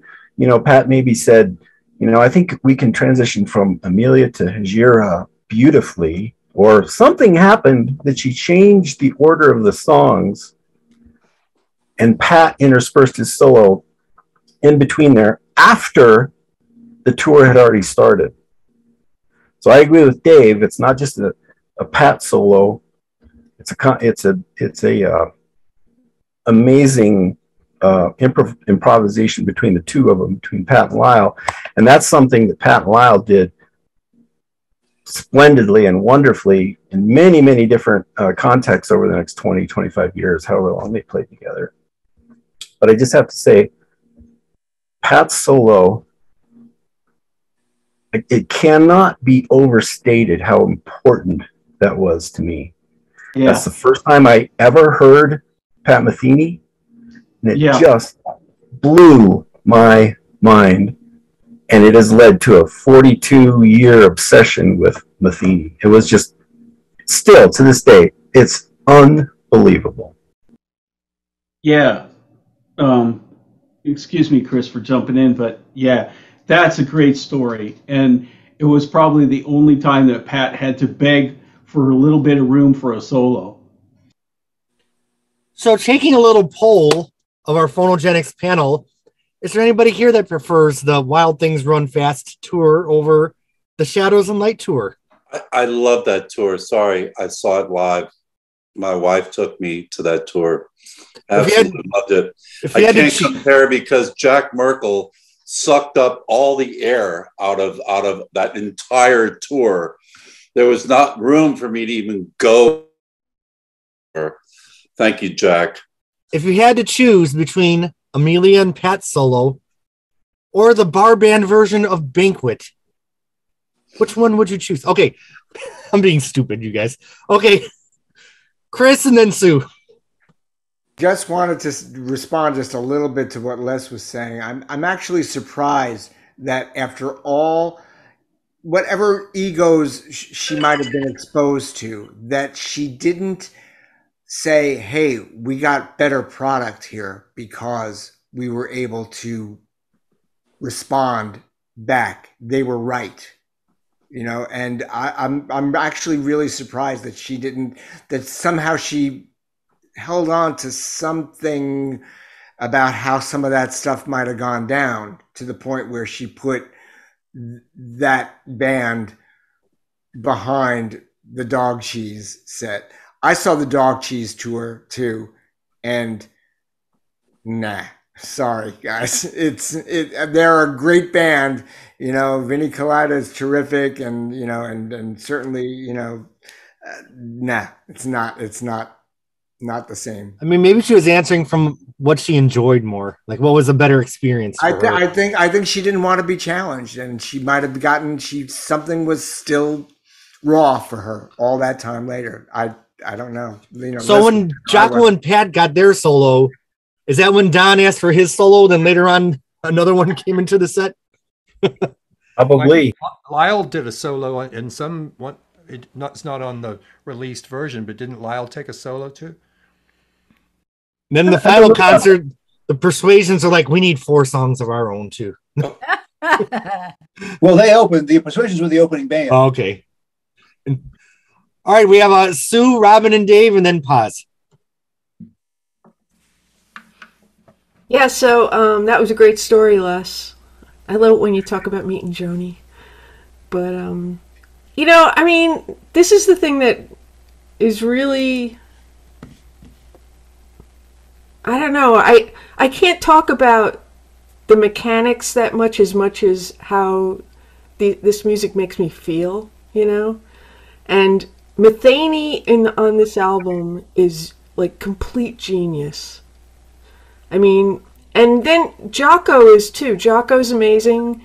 And Joni, you know, me and my great big ego, you know, all these people together made a masterpiece.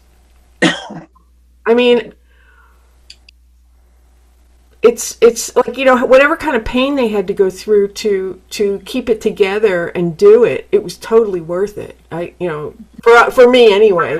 It's like, you know, that's why in some ways I get discouraged when I hear what Joni thinks.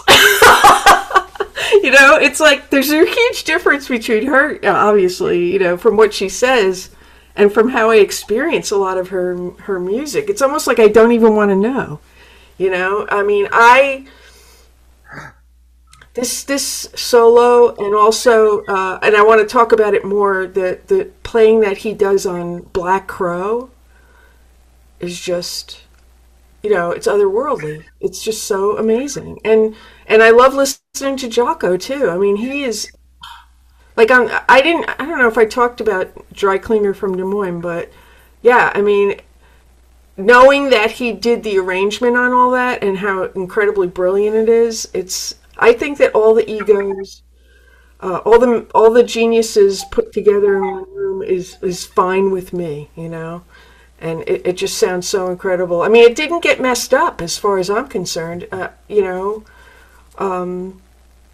You know, they just put on a fabulous, incredible experience for people who saw it live. And now that I've been talking about it for a while, I know I saw the 76 tour. I'm not really even sure if I saw the Shadows and Light tour. It's terrible.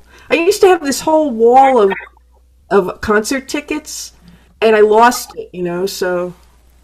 But Sue, you bring up a good point, is that the tour itself wasn't all that long, but it was very concentrated. Yeah. And you know, that might have exacerbated any kind of tensions or you know, how they were, you know, forming it as they went along. Yeah, maybe. Yeah. And then there were the drugs.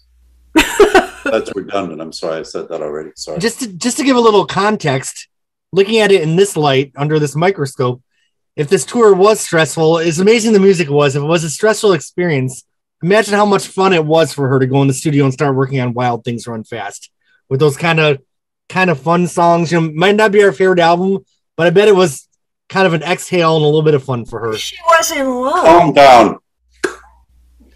If you remember, I gave it like 3 out of 10 stars. I know. Like you guys. Sadly. Okay. That's right. Get your ass to New Orleans. We're going to straighten you out. Listen, I haven't been straight. Okay. Anyway, we have Dave and Robin, pause, and then Jim. I was just going to say that Pat Metheny solo was really quintessential Pat Metheny, just a master at melody and chords, but just the journey that he can take you on with his music. I'd really be interested to see if Joni, maybe not at the time, but in editing, was moved by his and Lyle Mays, like what Dave, because they really worked together. But it just took you. I don't know if it's he grew up in Missouri and it was open space or whatever, but if you listen to Pat Metheny albums, he can take you to just these incredible places. So it really was just so moving and beautiful. You should all listen to his interview with Rick Beato from a couple of months ago. That's great. He talks about strumming acoustic guitar, and Rick said, like nobody in jazz strums a guitar, and Pat said, yeah, I mean, where I come from, you sit around a campfire and you strum guitar. He says it's a gorgeous sound, but jazz guitar players never do that, and so there's all kinds of reasons he sounds different from other jazz guitar players. It's the sound he gets. It's the fact that he's not afraid to play major chords. He's not afraid to strum, get a little bit of a kind of a country vibe going sometimes. And he said that's all part of where I come from. It blows my mind. All the equipment to make it sound like a $5 harmonica. That was genius. Okay, we have Paz, and then Jim, and then Jack. Okay. So, yeah, look, I appreciate everything you said, Dave. That's all. But I'm going to address myself to Mr. JoniMitchell.com. So, sir, I appreciate everything that you said. It was a wonderful story. It's high time, sir, that you call Marcy and say, I really need to interview Joni after all this shit that's gone on this year. All the accolades, all the, she made us all cry at Newport. I mean, can you get an interview and look, ask her the hardcore questions. Don't be easy on her. Are you fucking writing? Are you going to come out with something? And hey, do you really like the 83 band over the Metheny band? I mean, come on. Oh, and by the way, and when do I get paid? Right, exactly. That's a good question. There, I would open with that one. We have a 20 disc set of the 80. We have a 20 disc set of the 83 tour coming out. That's what's going to happen instead of the 79. Yeah. Anyways, I'm sorry, Mr. JoniMitchell.com. All due respect. Jimmy, I know now that I know you kiss and tell. Please, no words about what happened at Red Bull. Okay, you'll be hearing from my lawyer. Okay, good. I like him better than you anyways. The windfall. Okay. Jim and then Jack. How in the world did Joni put together this great band and not leave room for solos?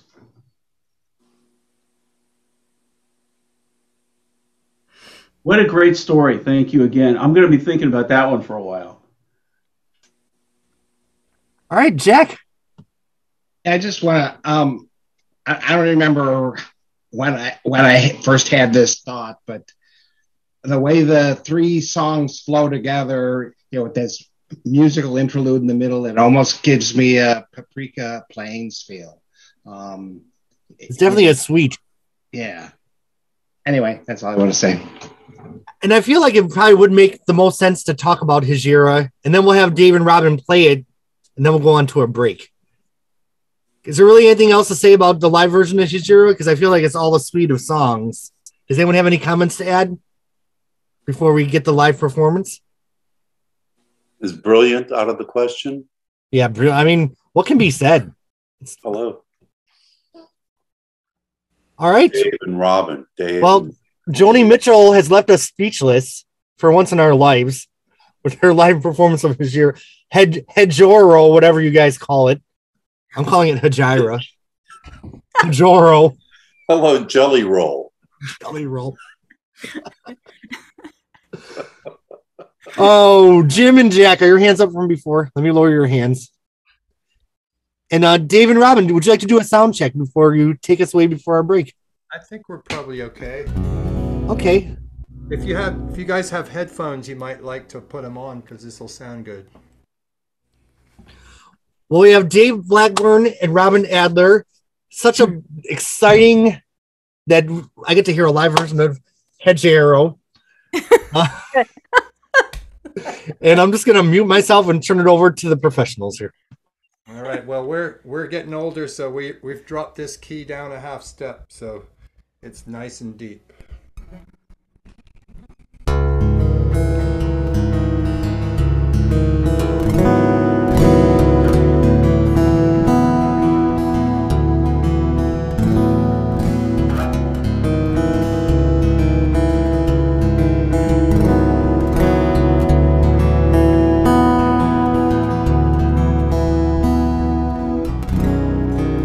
Traveling in some vehicle, I'm sitting in some cafe,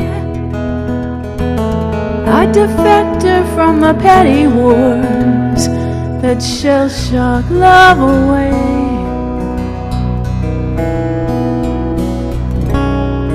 There's comfort in melancholy when there's no need to explain. It's just as natural as the weather in this moody sky today. In our possessive coupling, so much could not be expressed. So now I am returning to myself these things that you and I suppress. I see something of myself in everyone, just at this moment of the world,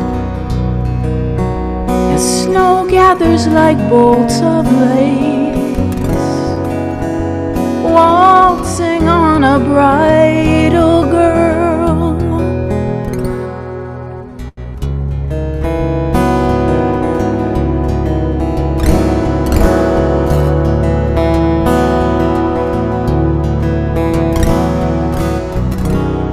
You know it never has been easy, whether you do or you do not resign, whether you travel the breadth of extremities or stick to some straighter line. Now there's a man and a woman sitting on a rock. They're either gonna thaw out or freeze. Listen, shades of Rennie Goodman coming through the snow and the pine wood trees. I'm porous with travel fever, but you know I'm so glad to be on my own. Still somehow the slightest touch of a stranger can set up trembling in my bones. I know no one's gonna show me everything. We all come and go unknown, each so deep and superficial, between the forceps and the stone.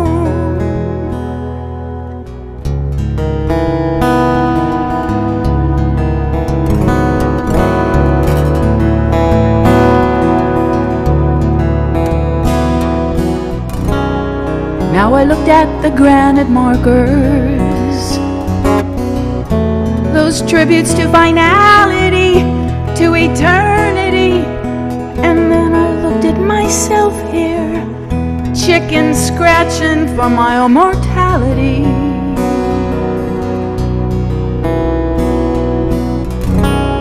In the church they light the candles,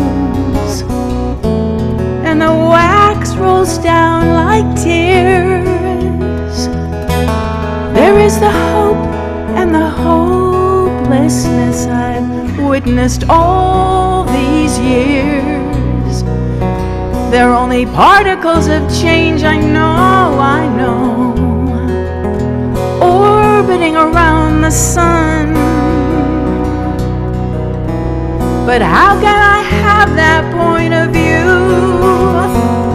when I'm always bound and tied to someone? White flags of winter chimneys waving truce against the moon in the mirrors of a modern bank. From the window of my hotel room,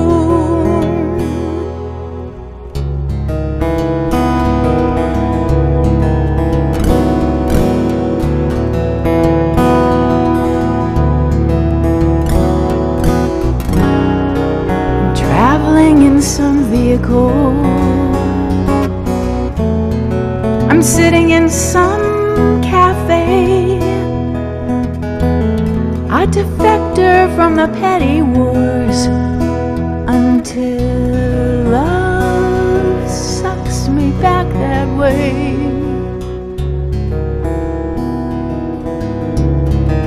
Sucks me back that way.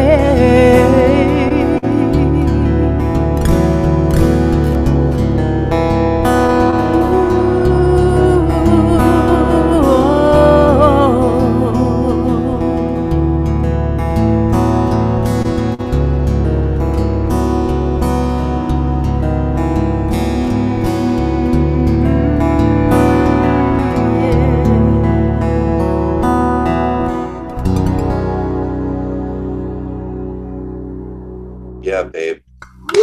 That was fucking gorgeous. Well, that just destroyed me. Yeah. You two are something else. And then I wrote. I mean, doesn't it just make you want to cry? I did. No, I did. I did The cry. song is just It's so amazing. oh. I hope somehow, someday, I can get to see the two of you perform live. I never have, and I really would love. Did I mention there's going to be a Joni Fest in New Orleans in May? See y'all in May. We'll come up to Seattle. Travel is difficult right now. Well, shall we take a little break, y'all? I'm going to go cry a little bit off camera, take a leak, and get some water. I'll see you all in 5 minutes. Okay. All right, friends, we are back with disc 2 of Shadows and Light. We lost a couple of people, but we're going to soldier on because I want to give you a complete episode here. And yeah, I just want to say when I was going to get a glass of water, David Rodman's performance of Hajira really hit me in a way I didn't expect because it reminded me of when I was younger, when it was just me, my feelings, and music. I feel like the world is so much going on now with so much media and so much being thrown at you and so much music, so much everything that I don't think I listen to and enjoy music the way I did when I was younger. And I don't know if it's a technology change or an age change or a society change, but that performance just took me back to the heart of just music. And I thank you for that. It was really moving. And I miss being younger, having a lot of feelings and having songs that made those feelings make sense to me. So, all right, that's my little thing, my little diatribe. Black Crow, the live version of Black Crow. Sue, you love it. So why don't you just go first? Okay. Yeah, I mean, I'm telling you that this song is, I think, one of her greatest guitar performances in the sense that she has just the most amazing rhythm on this this song in general. I mean, on other versions too, but in this version, combined with Michael Brecker on this, it's just out of this world. I just love it. And I think that, you don't really get a sense of how incredibly difficult this song might be, considering, first of all, the tuning is so weird. I mean, it's just a really weird tuning, and and the whole thing is very percussive for her. You know, it's just it's a really hard song to play, and the rhythm's hard to play. But she's a master with it. I mean, all the guitar parts that she's doing through this whole album, you know, I can hear them, but they're holding up the bass of all the songs, you know. I mean, and then these geniuses play over it, and it's just beautiful. It's just incredible. So, now, like I said earlier, I heard all the Shadows and Light versions first, so I was weird to go back to Hejira and hear the studio version of Black Crow, because I felt like it was a lot heavier on the Hejira version. Yeah, true. The thing I didn't like about this version was that keyboard that they had in there. I didn't love that, but I think it's an amazing live version. But then the other thing about this song is, okay, Pat Metheny is doing something on this song that is so weird and so incredibly beautiful, and I can't even tell you I can't even really say whether it's him playing against some kind of synth that Lyle Mays is playing. I mean, it's just incredible. It's amazing. I really love it. I mean, you know, I can't really say describe what it does to my brain when I'm listening to it. And what you were just talking about, how music, just, you know, incredibly healing and beautiful music is. I mean, I've gone through pretty dark depressions in my life, and sometimes playing music just takes me out of myself so incredibly that it's so healing, you know. And not only but you know, and playing music is one thing, but listening to great music, you know, is very healing too. I mean, I just getting into listening to the different layers that are going on in this song is really like it's almost like a puzzle. You're just listening to it and going, wow, that's going on, and this is going on, and you know, it's fantastic. I mean, I feel very blessed to have been able to listen to this type of music growing up and feeling it so viscerally even to this day. I'm like, holy shit, this stuff is great. It's fucking great. You know? And so, you know, I love this song.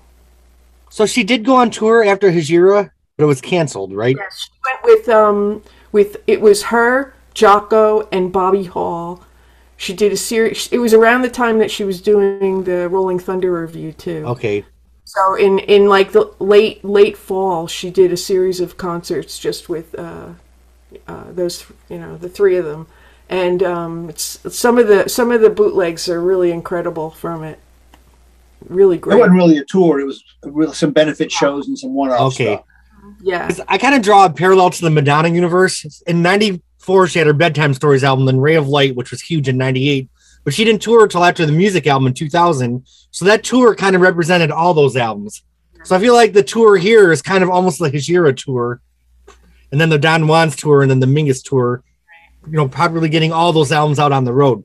Because these live versions, even though Hejira was a couple of albums prior, are just as relevant as those studio versions from a few years prior. So, Bob, your hand is up. Yeah, and of course, Hejira has always been her touchstone. She said that, you know, she was playing Hejira songs in '98, and every time she played, she went back to that record. Black Crow, one of my favorite songs. It rocks. For me, the standout sounds are Jocko and Michael Brecker on this particular song. And of course, in the studio, it was In Search of Love and Music. She would never sing that, as far as I know, live in concert. It became Truth and Beauty. On these recordings, it's always Truth and Beauty. And in any recording since then, it was never Love and Music. Yeah, it's just like it's not Benny Goodman and Hejira, it's Michael Brecker, right? Yeah, and she always changed it. And that was, it would always throw her off, Jeremy, because she okay, it was when Sinatra died, she did Oh Blue Eyes, and then she forgot the next line. And somebody in the audience would have to shout the next line to her. So she mixed that up quite a bit. There's probably 20 different names she named about who was playing in the Pinewood trees. That's what happened to me, because I was going to sing Michael Brecker, and it threw me off. Oh, I was feeling that. I was wondering what name you were going to say. I was going for Michael Brecker, and then I messed up, and yeah. Well, you ruined it for me, Rob, and I was all in until you messed up. I know. Now you ruined it. Feeling Brecker saying Goodman.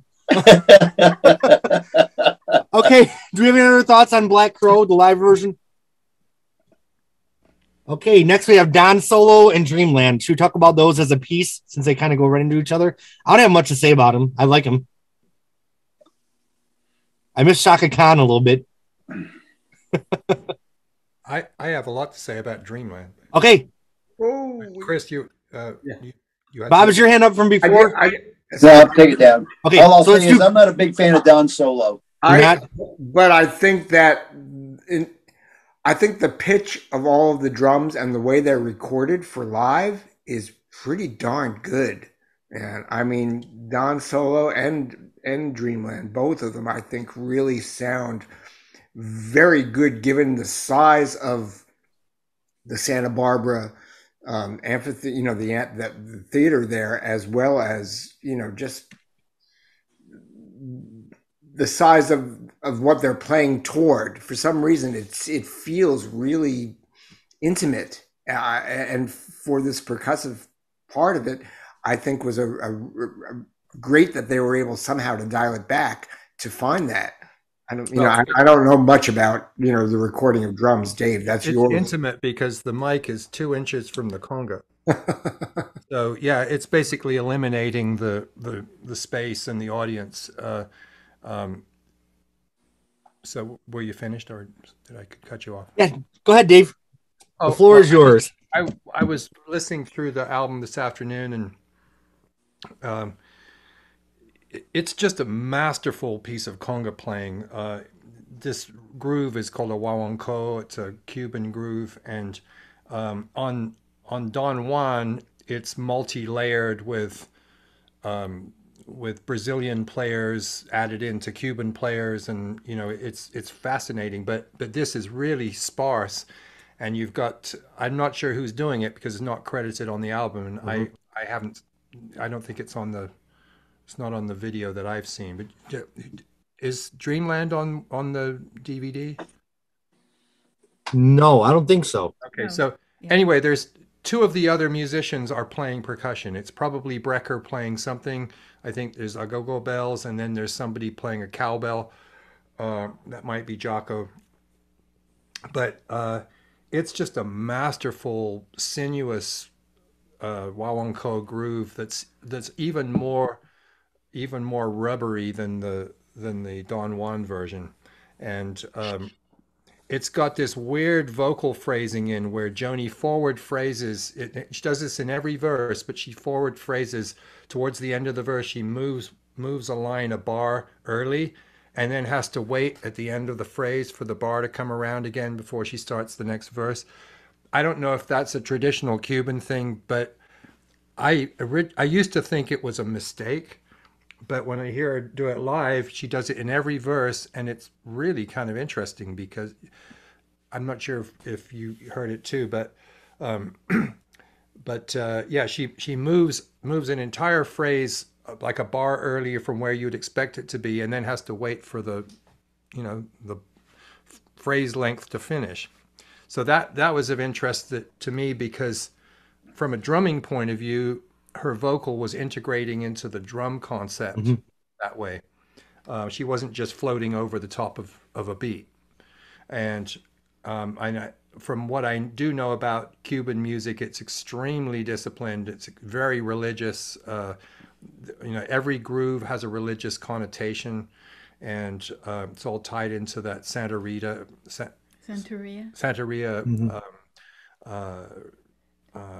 faith or religion, and I think she honors it very well with how she sings on this, and I just kind of love the sparseness of it, and it really does feature Don. I mean, he's kind of pressed into playing drum set on this tour because of the contractual thing with Weather Report not allowing more than one player, and he plays kit very well, but what he's really good at are congas. And if you've ever heard Jocko's debut solo album from 1976, the opening tune is just Jocko and Don Elias on congas playing Charlie Parker's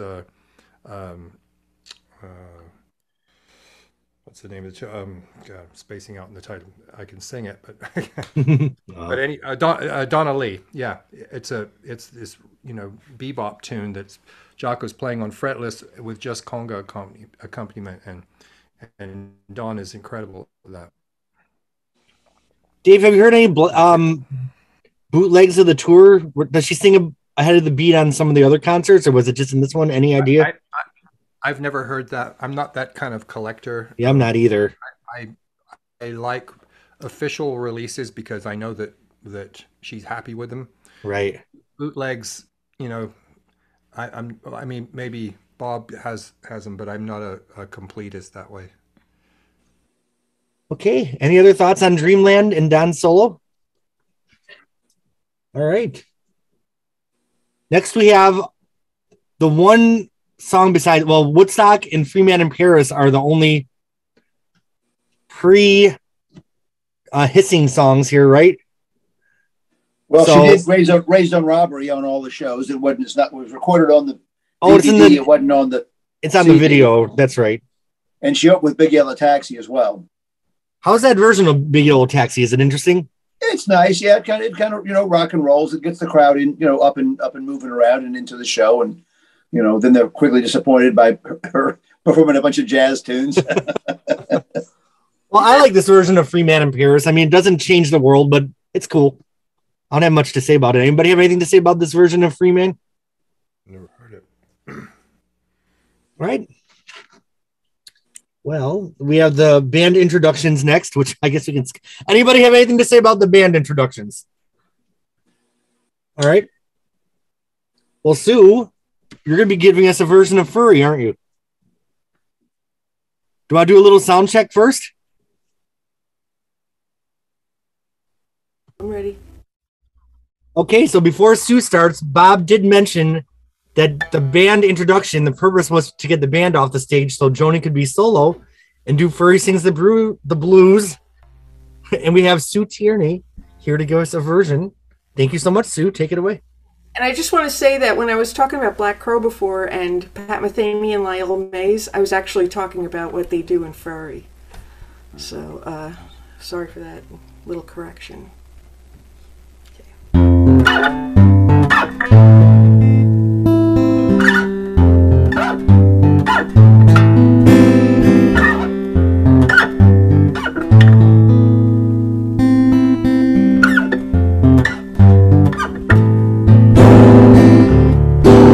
Mobile Street is coming down. Sweetie snack bar is boarded up now. And there goes the tailor, and the shine boy's gone. Faded out in ragtime blues. And he's cast in bronze, and he's standing in a little park, with a trumpet in his hand, like he's listening back good old bands and the click of high heel shoes. Furry sings the blues, propped up in his bed with his dentures and his leg removed. And Jenny's there for her kindness and Furry's beer. She's the old man's angel overseer.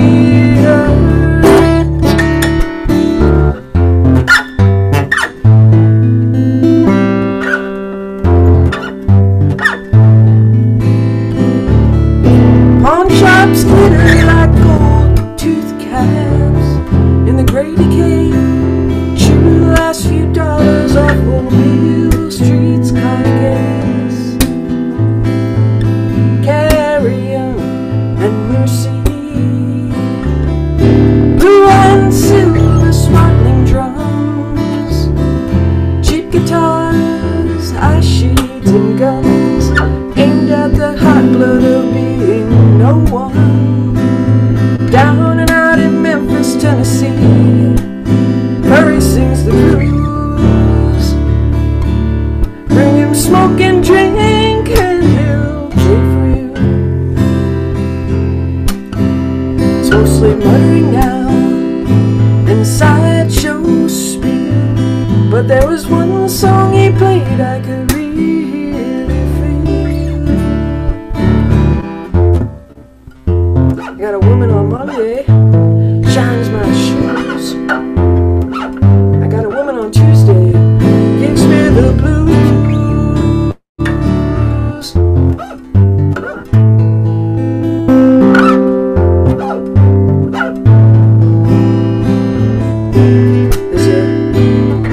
There's a double bill, a new daisy.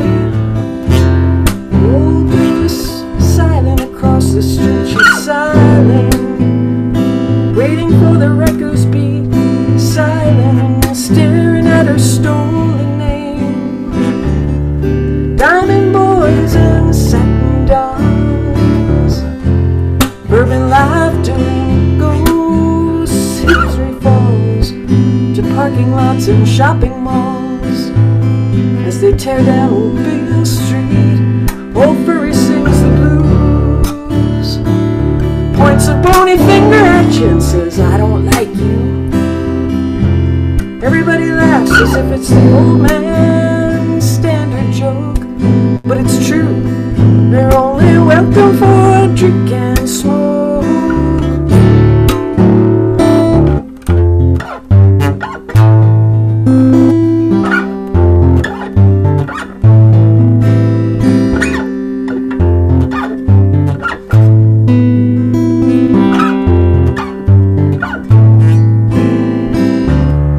W.C. Henry, I'm rich and I'm fake, and I'm not familiar with what you play, but I get such strong impressions of your heyday, looking up and down Old Beale Street.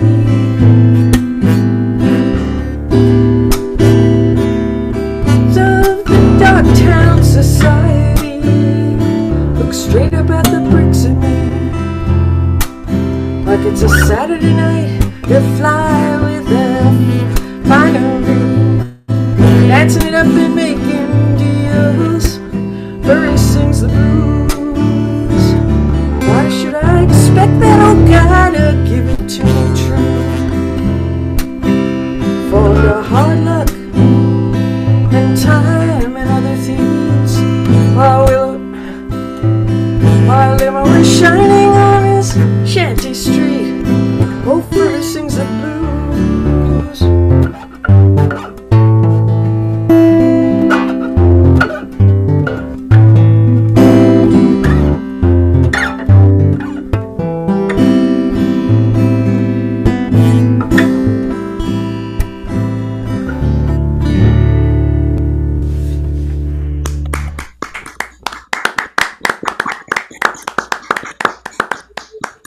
Another wonderful performance.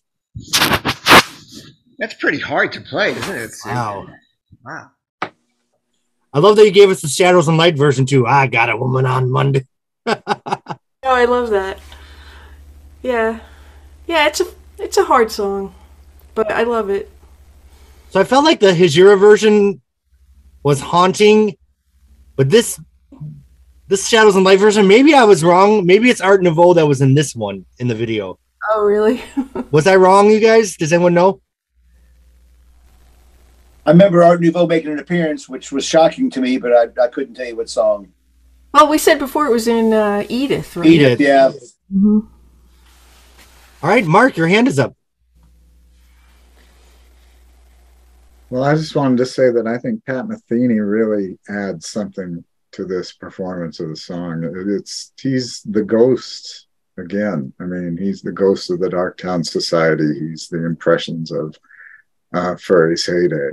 And he comes in, kind of sneaks in the background, and it's really haunting and beautiful. Isn't this the one where he's rubbing the bottleneck slide against the strings, and with echo, and it's just creating this eerie Could sound? be. I think it's It I sounds. haven't seen the video for a while. It sounds like something's moaning or something. The way he does it, it's really interesting. Yeah, but I think what he's doing is he's got a lot of echo on the guitar, but he's using a slide, and he's rubbing the slide against the strings. I think you're right, Dave. I mean, it doesn't have to be a slide. You can do it with a you can do it with a ballpoint pen, actually. Right. All right. Do we have any other thoughts on Furry? Another great live song from Sue and from Joni. So this is where we move over to the last side of the vinyl, and I will make a confession to everybody for the first time on camera. Back in 1994, me and my friends recorded a tape, because that's when you did everything on tape, lo-fi. I think that's why I have such a shitty ear for music, because I come from the punk scene where everything sounded like shit. But we made a whole tape of songs talking shit about people in our hometown. And it was called Trendy Zen. And for one of the songs, that's when samplers had just come out. So we sampled from Shadows and Light, Joni Mitchell going, "We'd like to rock and roll you now." And it just looped through the whole song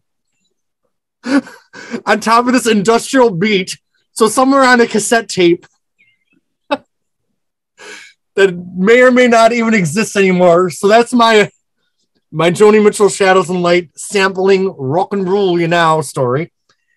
And with that said, let's move into the Persuasions come out onto the stage. She does a version of Why Do Fools Fall in Love. Wasn't this the single from the album that came out on 45? Correct. It was the single. B-side was Black Crow. Okay. I love this. I'm not a big fan of the original. I'm not a big 50s music fan. I love Joni Mitchell's version. This is my definitive version of Why Do Fools Fall in Love. I love the Persuasions in there. It looks like Joni's having the time of her life. I'm into it. Does anyone else have anything to add? So yeah, the Persuasions didn't really have a very stellar career. Dave Blackburn, who discovered the Persuasions? I don't know. Frank Zappa. Oh, did he? Yeah. Okay. As was in my research, I discovered that. I did not know it. Yeah, the single reached number 102. Now for Frankie Lyman and the Teenagers, their single reached number 1 on the R&B charts, number 6 on the Billboard charts. Came out 1956 before even I was born. Their version. I didn't know they had records back then before you were born. Oh, of course they did. I first heard the Frankie Lyman version on the American Graffiti soundtrack, which was one of my very, very formative albums, and love it. It was so much fun to hear Joni do it. The Beach Boys also covered it. Diana Ross covered it. But it's just a great little fun tune. And Michael Brecker does this great 50s sax intro on it. For people that love doo-wop, and I got into doo-wop big time after American Graffiti. I dove back and got all these compilations of doo-wop records and stuff. And I still love the style. That must be the Zappa connection, because he was totally into doo-wop too. Yeah, you're right. Bob, you just triggered a memory, so I'm going to take us off on another side track since we're actually, for once in our life, doing good on time. I'm proud of us. Diana Ross did this great album with Nile Rodgers and Chic. They had like Upside Down, I'm Coming Out, and it was her best solo album, in my opinion.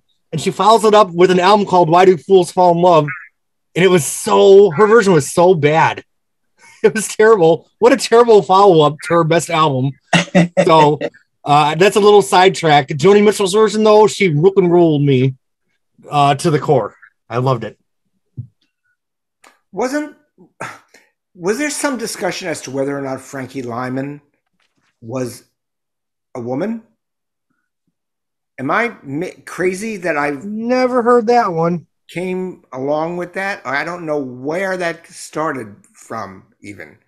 Yeah, the song actually was written. The title was "Why Do Birds Sing So Gay?" And when the band was singing it, yeah, I knew Jeremy would react. When the band started singing it, he wasn't even the lead vocalist, but the producer of the 45 in the studio said that guy needs to be the lead vocalist, Frankie Lyman, because he had almost a female voice. He was only 13 when he recorded the song. And he had a really short career. He died as a teenager, like a lot of young stars. He couldn't handle the fame. And Lyle Mays has passed away, correct? Yes. Okay. Yeah, a couple of years ago. A couple of years ago. And I had one other thing to add, and it keeps popping in my mind, then I lose it. And then it comes back, and then I lose it. So, oh well. Didn't Joni Mitchell say in a recent interview that she met the Persuasions in a hotel lobby and then asked them to go on tour with her? Or am I imagining things? Mark's nodding his head. You're right. Yep. So a little historical relevance to this tour. I'm glad Joni Mitchell walked through that hotel. She did meet the Persuasions in a hotel. She was a group of friends. She brought them up there to the Bay Area, and they were in a hotel, and it was when she found the tape for The Wolf That Lives in Lindsay. Now I remember what it was. She was in the hotel lobby, and some guy was singing "Why Do Fools Fall in Love?" Right. And he was drunk, and they hooked up, and the Persuasions were there, and that's when she first met them. And then this drunk turned out had a tape of Wolves that she needed for The Wolf That Lives in Lindsay. And the rest is history. Yep. Jeremy, you mentioned about Lyle being dead. I'm realizing that Pat and Joni are the only living members of this band. Right. Who was the most recent to pass away? Don Elias? Yeah, Don Elias died a couple of years ago, yeah. I think it was more than a couple, wasn't it? At least maybe 10. Michael Brecker was about 10 or 12 years ago, and then Jocko in 87, I think Jocko died. And then yeah, and Lyle probably is the most recent. I wonder if the Persuasions are still alive. Who knows? Well, I'm glad Joni's still with us. Thank you, Universe, for keeping Joni Mitchell with us. All right, so the next song is the title track for the album, and what a great title for a live album. It's always interesting when a singer takes a song from a few studio albums ago and then fashions a live album with that title. I love when that happens. And I remember Dave not being a huge fan of the ARP synthesizer in the original Hissing the Summer Lawns version. So, Dave, I'm going to go right to you. How do you feel about the Shadows and Light version with the Persuasions and Mile Maze instead of the synthesizer?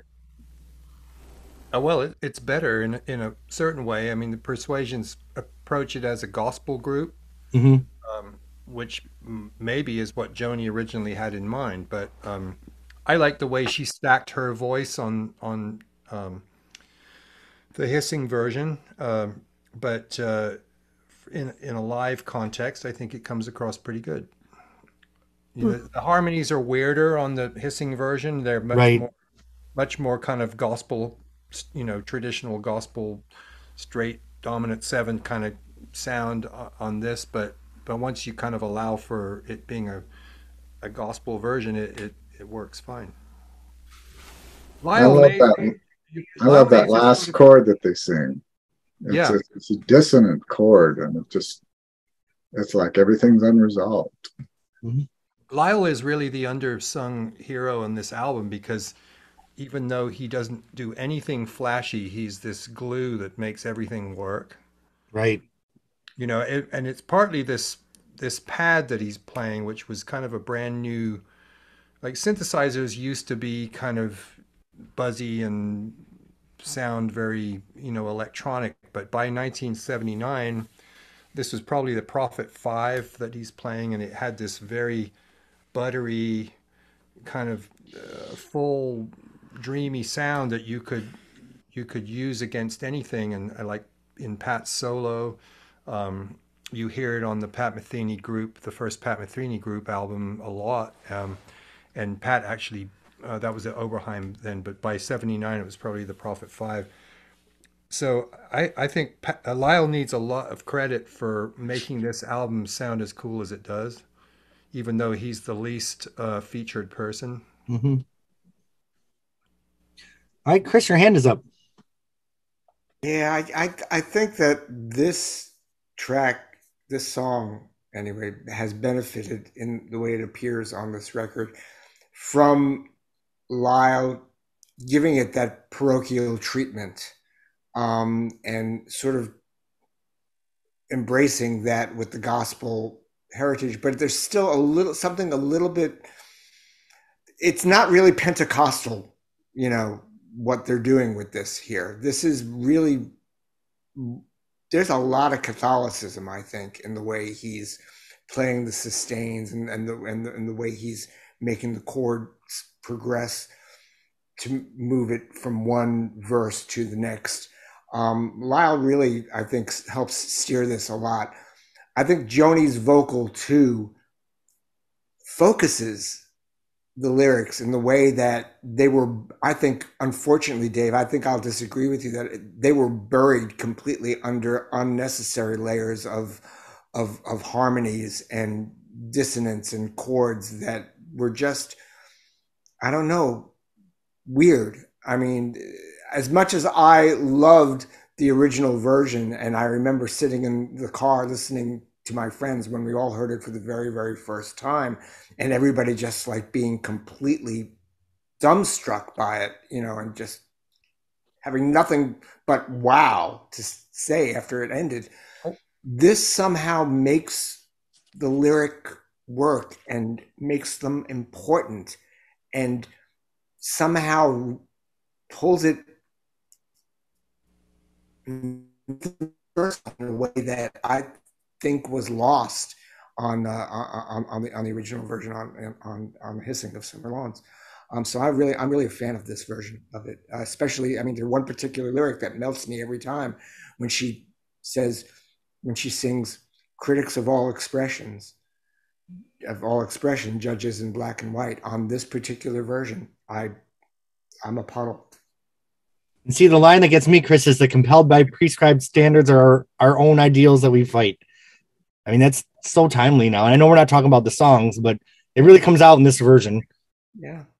And I'm so damn jealous of any of you that heard Shadows and Light live with your own ears in an amphitheater. Damn it. I can't really even describe it. And for it to be the first time I ever saw her, and then at Red Rocks, it's I've seen hundreds and hundreds of concerts in my life, and that's got to be the top, the perfect dream fantasy concert. All right. Well, I do remember the bass voice in the Persuasions being a lot more present than what has been transferred to the record here, and that I think helped a lot. And even Lyle's bass pedal, or whatever he was doing to convey the idea of a bass pedal in the amphitheater, I think again created a strength live that hasn't necessarily translated through on any of the recorded versions I've heard on this. The best version of this song I've ever heard was at Joni's Jazz at the LA at the Hollywood Bowl. You were there, Chris, right? In 2011, when Glenn Hansard did it with just an harmonium accompanying him. There's a YouTube of it, and it's just haunting. And it was so sparse, and he was such a passionate singer about how he delivered it, and he was really feeling every word. It felt like you were in a small Baptist church with a little organ, and there was something really. It was like a 19th century version of the song in that way because of the harmonium, but it was more powerful than the grandiose versions that Joni's done, I think. If you haven't heard it, go on YouTube and look up Glenn Hansard, Shadows and Light from Hollywood Bowl in 2011. A lot of us were there, and it was just the best song of the night, I thought. He's been an excellent interpreter of her songs. He does Great Coyote. And he does, what's the other? Boho Dance. Boho Dance, right. He did a great version of that. Damn, what a song selection, too. Boho Dance, Coyote, and Shadows and Light. He goes deep, yeah. Glenn's a fan. I already like this guy. Never met him. And Hollywood Bowl was great. You won't be disappointed. Did you ever see the movie Once, Jeremy? No. Oh, It's about you'll love that. musician in Dublin. I think it's in Dublin. Who's just busking, on the street, and it's Glenn Hansard, and then he became, after that, he started appearing in other things like. Okay, I'll check it out. You will love it. You'll love it. It's a wonderful film. And once it became a Broadway show as well, which is also very good. Well, they won a Academy Award for that song. Hey, Bob, how many people covered Why Do Fools Fall in Love? You didn't tell us. I didn't. I mean, I don't count it as Joni cover, so I haven't done the investigative work. I just tried to pull up the big names. Oh, I'm just being stupid. All right, we have 2 songs left. God Must Be a Boogeyman, the live version with Jaco Pastorius. I'm sorry. I think the live version on Shadows and Light is much better than that 83 version with Larry Klein playing the bass. Sorry, Joni. What do you guys think of the live version here? Wonderful, right? Yeah, a lot of fun. Very, very fun. Really swings hard, and I love how she gets the audience to do the God Must Be a Boogeyman. I was just going to say that. They all know what to do, at this point. That's probably the sound she had in mind originally, but she just had a few people in the studio. Right. Yeah, I thought it was excellent too. I loved it. Jack. Yeah, so I saw Mingus done live locally here a couple months ago, and they obviously did God Must Be a Book, and that's the one thing that ruined it for me, is that they didn't have the audience sing along, because it's so great in this version. But yeah, so I'd bring it. Well, you have to teach the audience it unless they're all Joni fans. Right. Yeah, and I mean, they were all Joni fans, but I don't think many of them knew Mingus. And after the song was over, then she said, I really need the audience to sing along. And so she had them do it once after the song was over. Oh. It was like, yeah, you can always fly that into the recording. Yeah, a missed opportunity. Well, we performed Mingus 7 years ago, and that was the one thing that would have been nice to have the whole audience sing that part too. But yeah. I don't think we. Well, the band sang. The band tried it, but there's like sax players trying to reach down to the microphone, and it just didn't really work. But all right. Well, any other thoughts on God Must Be a Boogeyman before we move on to the final track? So it's interesting because I kind of looked at this as chapter 2 of Joni Mitchell's career. It's interesting that it kind of signs off with a version of Woodstock, which is her on the guitar. And of all her versions of Woodstock, we've talked about this before. I think all of us, except for Chris, who likes the travelogue version. And Dave, did you like the original, or there was somebody that preferred the original version as their favorite? But this was my favorite Woodstock of all of them. I just think my favorite too. It's your favorite?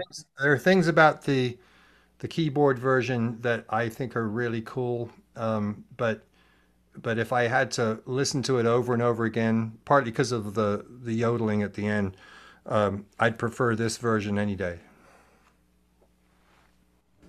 Yeah, this is the yodeling at the end of the 1970 version. Aren't you glad she didn't do that in the Shadows and Light version? Yeah. Can you imagine?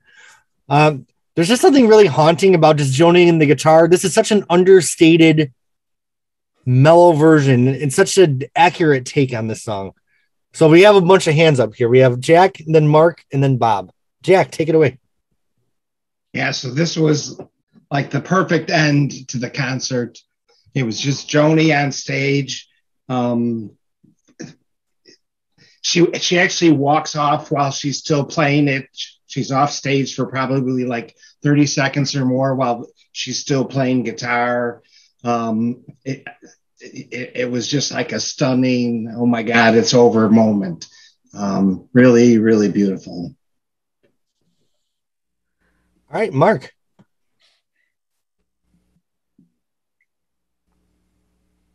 Well, as I said earlier, this tour was going on 10 years after Woodstock. And I think I knew somebody that said they had been in an audience when she was on this tour, and they said this was 10 years after Woodstock, and maybe it was the actual date, but so I don't know, this version is, it's almost like, okay, it's 10 years later, it hasn't happened. We're not back to the garden. Maybe 10 years isn't enough time. Maybe there isn't enough time period, but it's reflective, it's beautiful. And I do love the way she walks out in the video. It's great. That's all. I would dare to say that we're further from the garden than we were in 1980. Bob, then Dave and Robin, then Chris. So yeah, as I said before, you know, I recorded this album off the radio, and they would cue the album up at midnight. So even though I was 23 years old, it was not uncommon where I'd put the headphones on, especially for the double album, which would probably end at, you know, 1:30 or whatnot, depending on the length of the record. It was not uncommon for me to wake up the next morning with my headphones twisted like this on my face because I fell asleep while the album was finishing. And luckily, the cassette tape the cassette recorder would automatically shut off. So I had all the album, but I didn't hear Woodstock until the next day or maybe the day after.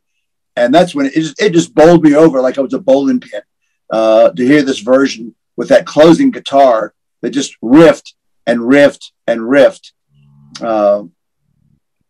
It was, you know, really, really, really something. I just fell in love with this song. And, you know, this is the definitive version of Woodstock over everything else that had come before or since. Now, I know she did Woodstock in '83 in a similar version, but from what I remember, there's something a little bit different about it, whether it's the way she phrased something. I guess I'll have to go back. Really similar, and I alluded to this before, you know, in the show at the Finger Lakes in Canandaigua. Mm-hmm. She played that closing riff for like 7 or 8 minutes. It was just mesmerizing, and the longer she played it, the more the crowd cheered her on. The more they cheered her on, the longer she played it. I mean, it was a really sensational, you know, if you were there, you know, kind of moment. All right, Robin and Dave. I just wanted to bring up a point, kind of a music theory point on this song. This is actually an example of quartal harmony. What quartal, most chords are built out of thirds, right? We stack triads, and that's kind of what we're used to hearing. But in the 50s, late 50s, piano players started building chords in fourths, which gives you this kind of sound.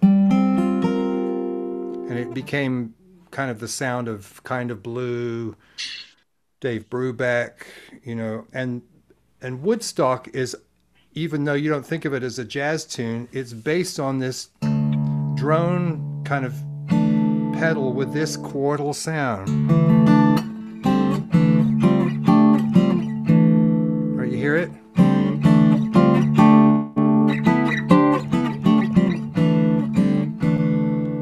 Got this stack of fourths over a pedal bass, and then these fourths move. I'm not in her tuning, I'm just showing you from a kind of a keyboard point of view. And this arrangement has an inherently jazzy quality because it's harking back to what was a new harmonic language in jazz in the late 50s and early 60s. McCoy Tyner was particularly into it. So even though it's not a jazz tune in the sense of having solos, it harmonically it definitely is.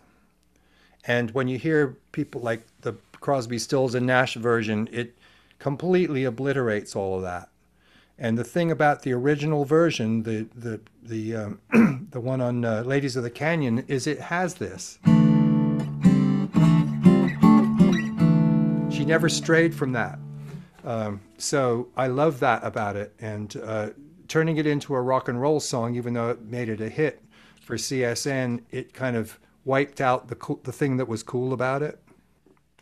It also wiped out the kind of sense of loss that the song's really about. We had it in our grasp, but we lost it. They made it into a celebratory song. Yeah, I was never a fan of their version, to be honest with you. So, All Dave, comparing the piano version to the guitar version, she was very faithful to the chord structure then.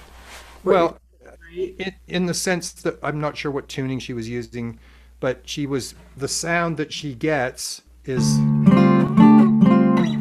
that kind of sound. And maybe the voicings are different, but it's the sound of quartal harmony. And that was a real harmonic innovation in jazz, not too much earlier. This was done in 79. If you go back 20 years, that was kind of a new sound. So for her, being an untrained musician, to have kind of glommed onto that and figured out how to do that, on the piano version, she does it by using the black keys, which gives you kind of that sound. But her guitar tuning in this version also yields that too. Yeah, it's interesting too, because this is the only, I can't really think of any other song that she transposed from the piano to the guitar. Yeah, I'm not sure that she consciously transposed it, but she was looking for something that it feels like she was looking for something that was a bit timeless. Like if you did it without the chordal harmony, it would be.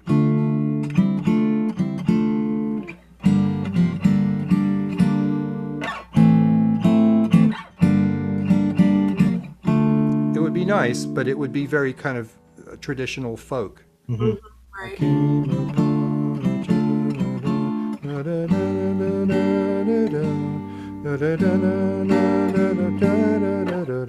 Right. But as soon as you make it to do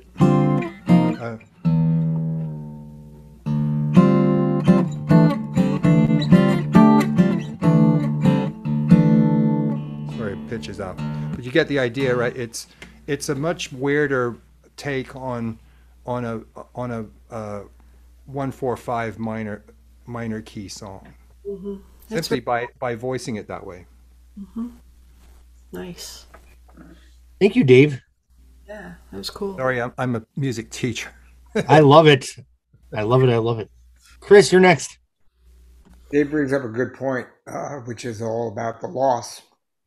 And I think that in the 79 tour, she was already to the point where she really felt like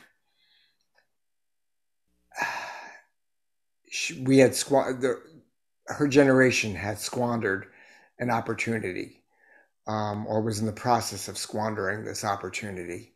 And I think she wanted to the sort of enduring image that I have is in the show, and I think I'm going to guess the video is going to bear this out too, that yes, she plays a very long time at the end of it, but it's also accompanied by a very, very, very slow disappearance. I seem to remember the light fading very, very, very slowly, almost to the point where a candle flame was very, very slowly extinguished toward the end, and it was chilling. It was a chilling moment. With regard to whether or not it is the ultimate version, I long considered this the ultimate version until Travelogue, and there is just something that sings in that particular piece, or the way that particular arrangement was done, that somehow takes it to another level beyond just what she might have wanted to convey to that audience at that moment. I still do tend to think that the Travelogue version has a what's the word I want to say? A little bit more universal and there's a larger sense, I think, of importance to it, and I don't think it's just simply because of the size of the orchestra. I think that there's something within the arrangement that sort of makes it that much more dire and without it being as personal, perhaps. But anyway, that it's a gorgeous version. This version, and still is chilling to my ears. If you listen to Joni's discography from beginning to end, when Joni walks off that stage, next time you'll hear from her is Chinese Cafe, which is interesting. When you think of the journey of her life, like that was the next stop after she walked off that stage artistically. Jack. So I always thought like the original studio version of this was kind of like almost like a hopeful prayer, where this version to me is more like a eulogy, like it's like the dream didn't come true, and this is more of a song of regret than hope at this point. I think it's really beautiful. All right. Well, do we have any other thoughts on Woodstock? Joni Mitchell 70s? Joni Mitchell? I just thought when Jack was talking that was just a dream some of us had, she wrote that in 71. That was only a couple of years after it, Right. So she was getting disillusioned back then. I don't know. Am I right in thinking that this is the song that Joni Woodstock is the tune that she made the most versions of? I think there are 5 released versions of this in her catalog. Yeah, I would say you're right. So I think she found different ways of presenting it each time, or she wouldn't have revisited it. I mean, I think there was something intrinsic in it that needed to be resaid and resaid.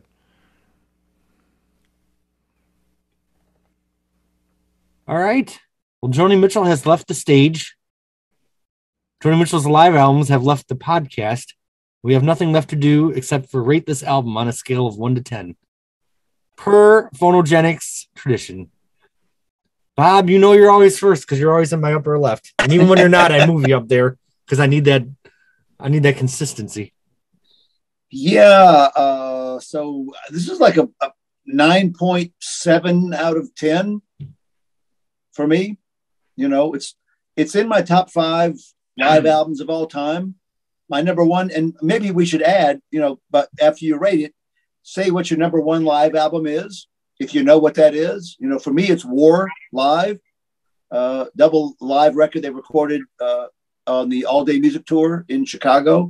I keep going back to that. It's great. Lots of other great live stuff. Allman Brothers at Fillmore, Harry Belafonte at Carnegie Hall. Grew up with that and loved it. But anyway, I've said enough. What did I say? 9.7 out of 10. All right. Sue, you're next. Damn, I'm just giving it a 10. I love it. It's fantastic. Did I ever give anything else a 10? I can't remember. Everything. Yeah, right. Ezra. Pretty consistent. Yeah, 10 for Hajira. Yeah, right. I think you gave that an 11, but that's... Yeah, I think you did. I think we all did. Yeah.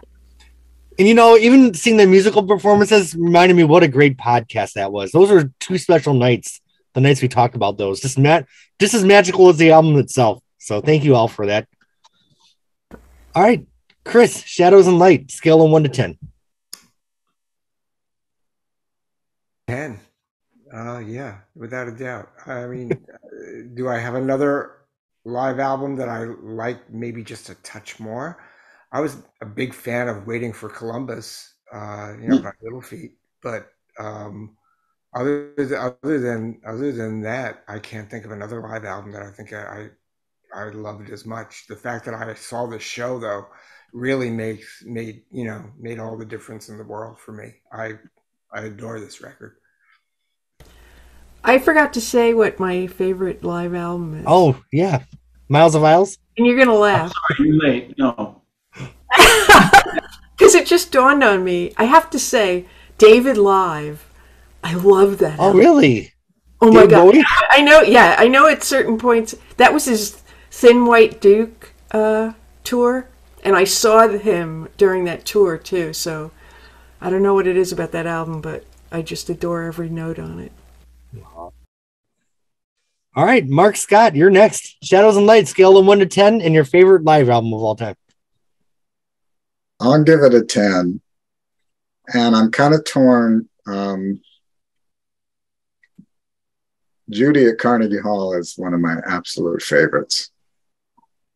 But just in the last few years, I've come to really, really love Kate Bush's Before the Dawn. See, and I bought it and never listened to it. Oh, it's amazing. Okay. It's amazing. But it's a recording of a staged production that she did in London. Is there anybody here that would be on a Kate Bush Phonogenics series? Any Kate Bush fans? I would. Cool. All right, Robin and Dave, Shadows and Light, scale of 1 to 10. I'd say 10, but now I'll have to bump Jura up to 11. Okay. Fair enough. We'll take it. I give it an 8 because I think it's got some wonderful playing and wonderful interpretations, but there's some tracks that don't really work for me, and the mix isn't great on some things, but that's fixable. It could be revisited. There are some tunes that should have been left off, like the introduction I don't think works in an audio format. I'm just talking about it as a record. And I think, like I mentioned, that I think the In France version is kind of a weird way to start it, even though that's how she started her set, or put it up close to the front of her set. I think it's a raggedy rendering of that song, which is normally you put your best material up front on an album, and I don't think that's her best foot forward. But it gets very good after about 3 songs, and so I think there's some incredible music on it, and yeah, so I give it an 8. And what did you give Miles of Isles? I can't remember. Oh, we missed that one. I had a session that night. Oh, well, since we're here, do you all know off the top of your heads what you would give Miles of Isles, in case the listeners? I think I haven't listened to it in a while, but I remember it being very good. There's some things that shouldn't have been on it. Love or Money, perhaps. And I never understood why, with a brand new album to promote, she put none of her material from the new album on it. Right. It was all like celebrating her stuff from years earlier, that made absolutely no sense. Here she's got this crack new band, and they're either having to leave the stage while she plays solo or play old stuff. It doesn't make any sense. But I like how they played, and I thought it was actually very true to the Joni Mitchell sound. Sure. More so than Shadows and Light. Shadows and Light is a bunch of virtuosos being kind of crammed into the Joni Mitchell space, and she lets them do it, and sometimes it works, but sometimes they kind of crowd her out with overplaying. But I don't think LA Express ever did that. They were really in tune with what she was trying to do. So I'm not comparing the bands that obviously this band on Shadows and Light is the more advanced band in terms of soloing and stuff. But let's not forget that Tom Scott can play like Michael Brecker, still can. You know, right? These were some excellent musicians. Robin Ford, incredible. Yeah. So LA Express was they were no slouches. All right. Well, Jim, I already know. They didn't give us their your favorite live album, Robin and Dave. Oh, I have favorite live tracks maybe, but yeah, I'd have to pass on that. I mean, most jazz albums are live albums. Okay. You know, whether they're in front of an audience or not, they're performed with no edit. So, you know, you'd have to include those too. Right. Well, Jim, you advocated for this podcast. You got the podcast. Now we need your rating for Shadows and Light. I'd I think that side 2 lifts the whole thing up to a 10. I love this album. I've already talked at length about that, but I think other 10s would be the Little Feat one, Waiting for Columbus, like Chris said, and the Cannonball one, Cannonball Adderley, what is it? Mercy, because that's what introduced me to Zoanol, and I guess maybe this one's my favorite of all. It's kind of cheating because it's a big collection, but it is live, so I'm going to sneak that in. Also a 10 in my living room. I'm out. Good call, Jim. Good call. All right, Jack Merkel. Yeah, I would definitely give this a 10 if for no other reason than the memories that it brings back. I've seen this show live. Yeah, I love it. I listened the hell out of it. One thing about this album that's always kind of bugged me, and I've never gone back to figure it out, is I had the vinyl, of course, first, which I recorded on cassette, and I listened to that over and over again and became extremely familiar with that version. Mm-hmm. Then the CDs came out, and I started listening to the CDs, and I swear there is a song on there that is different because it just sounded wrong the first time I heard it, but I've never gone back. I can't remember what song it is, and I've never gone back and compared so I don't know if anyone's ever bored and they want to compare the vinyl to the CDs. If you come up with any song change, let me know. As far as other live albums, I would have to probably go with Stop Making Sense. Another show that I saw that was just unbelievable. Oh, great call. Great call. I'm just going to jump in and say, okay, here's my favorite live album. Frank Zappa and the Mothers live at the Roxy. Okay. Yeah, and another one came to my mind too. Allman Brothers, Fillmore East. So, yeah. Jack, did I pronounce your last name right, Merkel? What's that? Did I pronounce your? Okay. Yeah. I'm like, oh shit, it's probably like Merkel Hajara. And actually, another live album that I really, really love is Weather Report 830. Yeah. I mentioned that earlier. I think that's a great freaking album. And just for the trivia, the first edition of the CD that came out for many years till the 2 CD came out was missing Free Man in Paris and Don solo, correct? I'm looking at the track list here.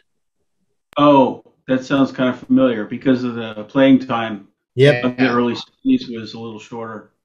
So I wouldn't buy it. I had to get a Japanese import. Yeah. I have a favorite live. Betty Carter, Feed the Fire. Has anybody heard that? Jackie She's great. Betty Carter's great. I love Betty Carter. Interesting. Fantastic. With and Al Jarreau, Live at the Rainbow, double album. What's the worst live album? All the rest. All the rest. Madonna, Rebel Heart live. Okay. Genesis Seconds Out's pretty wonderful too. I think I'm with some of the panel here. I give Shadows and Light a 10 out of 10. And I think this is my favorite live album of all time because I love live concerts, and I feel like too often it just feels limp when you're on a when you're on the recording of the live concert. But I find this to be an exception. I enjoy listening to it just as much as I would have enjoyed being there, like some of you were.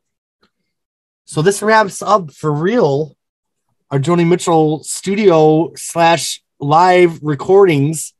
Next month we will meet to go over the compilations, hits and misses, the 8,000 compilations that came out in the 2000s. The $8,000 we all spent buying them all. Who here bought the Geffen box set for the 3 songs you didn't have? It was like $80. Oh, gotta have that version of It's All Over Now, Baby Blue. But I guess we'll talk about that all next month. Friends, thank you so much. Oh, we did it. Episode 25. Thank you, Joni Mitchell. Thank you, Joni Mitchell. And I will apologize to Joni Mitchell because at some point I got it wrong. And maybe we all did, but it's from our heart that we spoke. And it's just something that, we're here. I'm very honored to have been able to honor her in this way. Thank you very much, Jeremy, for having us. So if each one was 3 hours long and we did 25, let me just do some math just for fun. 75 hours plus, because some of them were 4 hours long. Yeah, more often than not, it was 4 hours. Yeah. So I'd like to speak to your YouTube community. Please go to your record store and buy Joni Mitchell CDs. Yeah.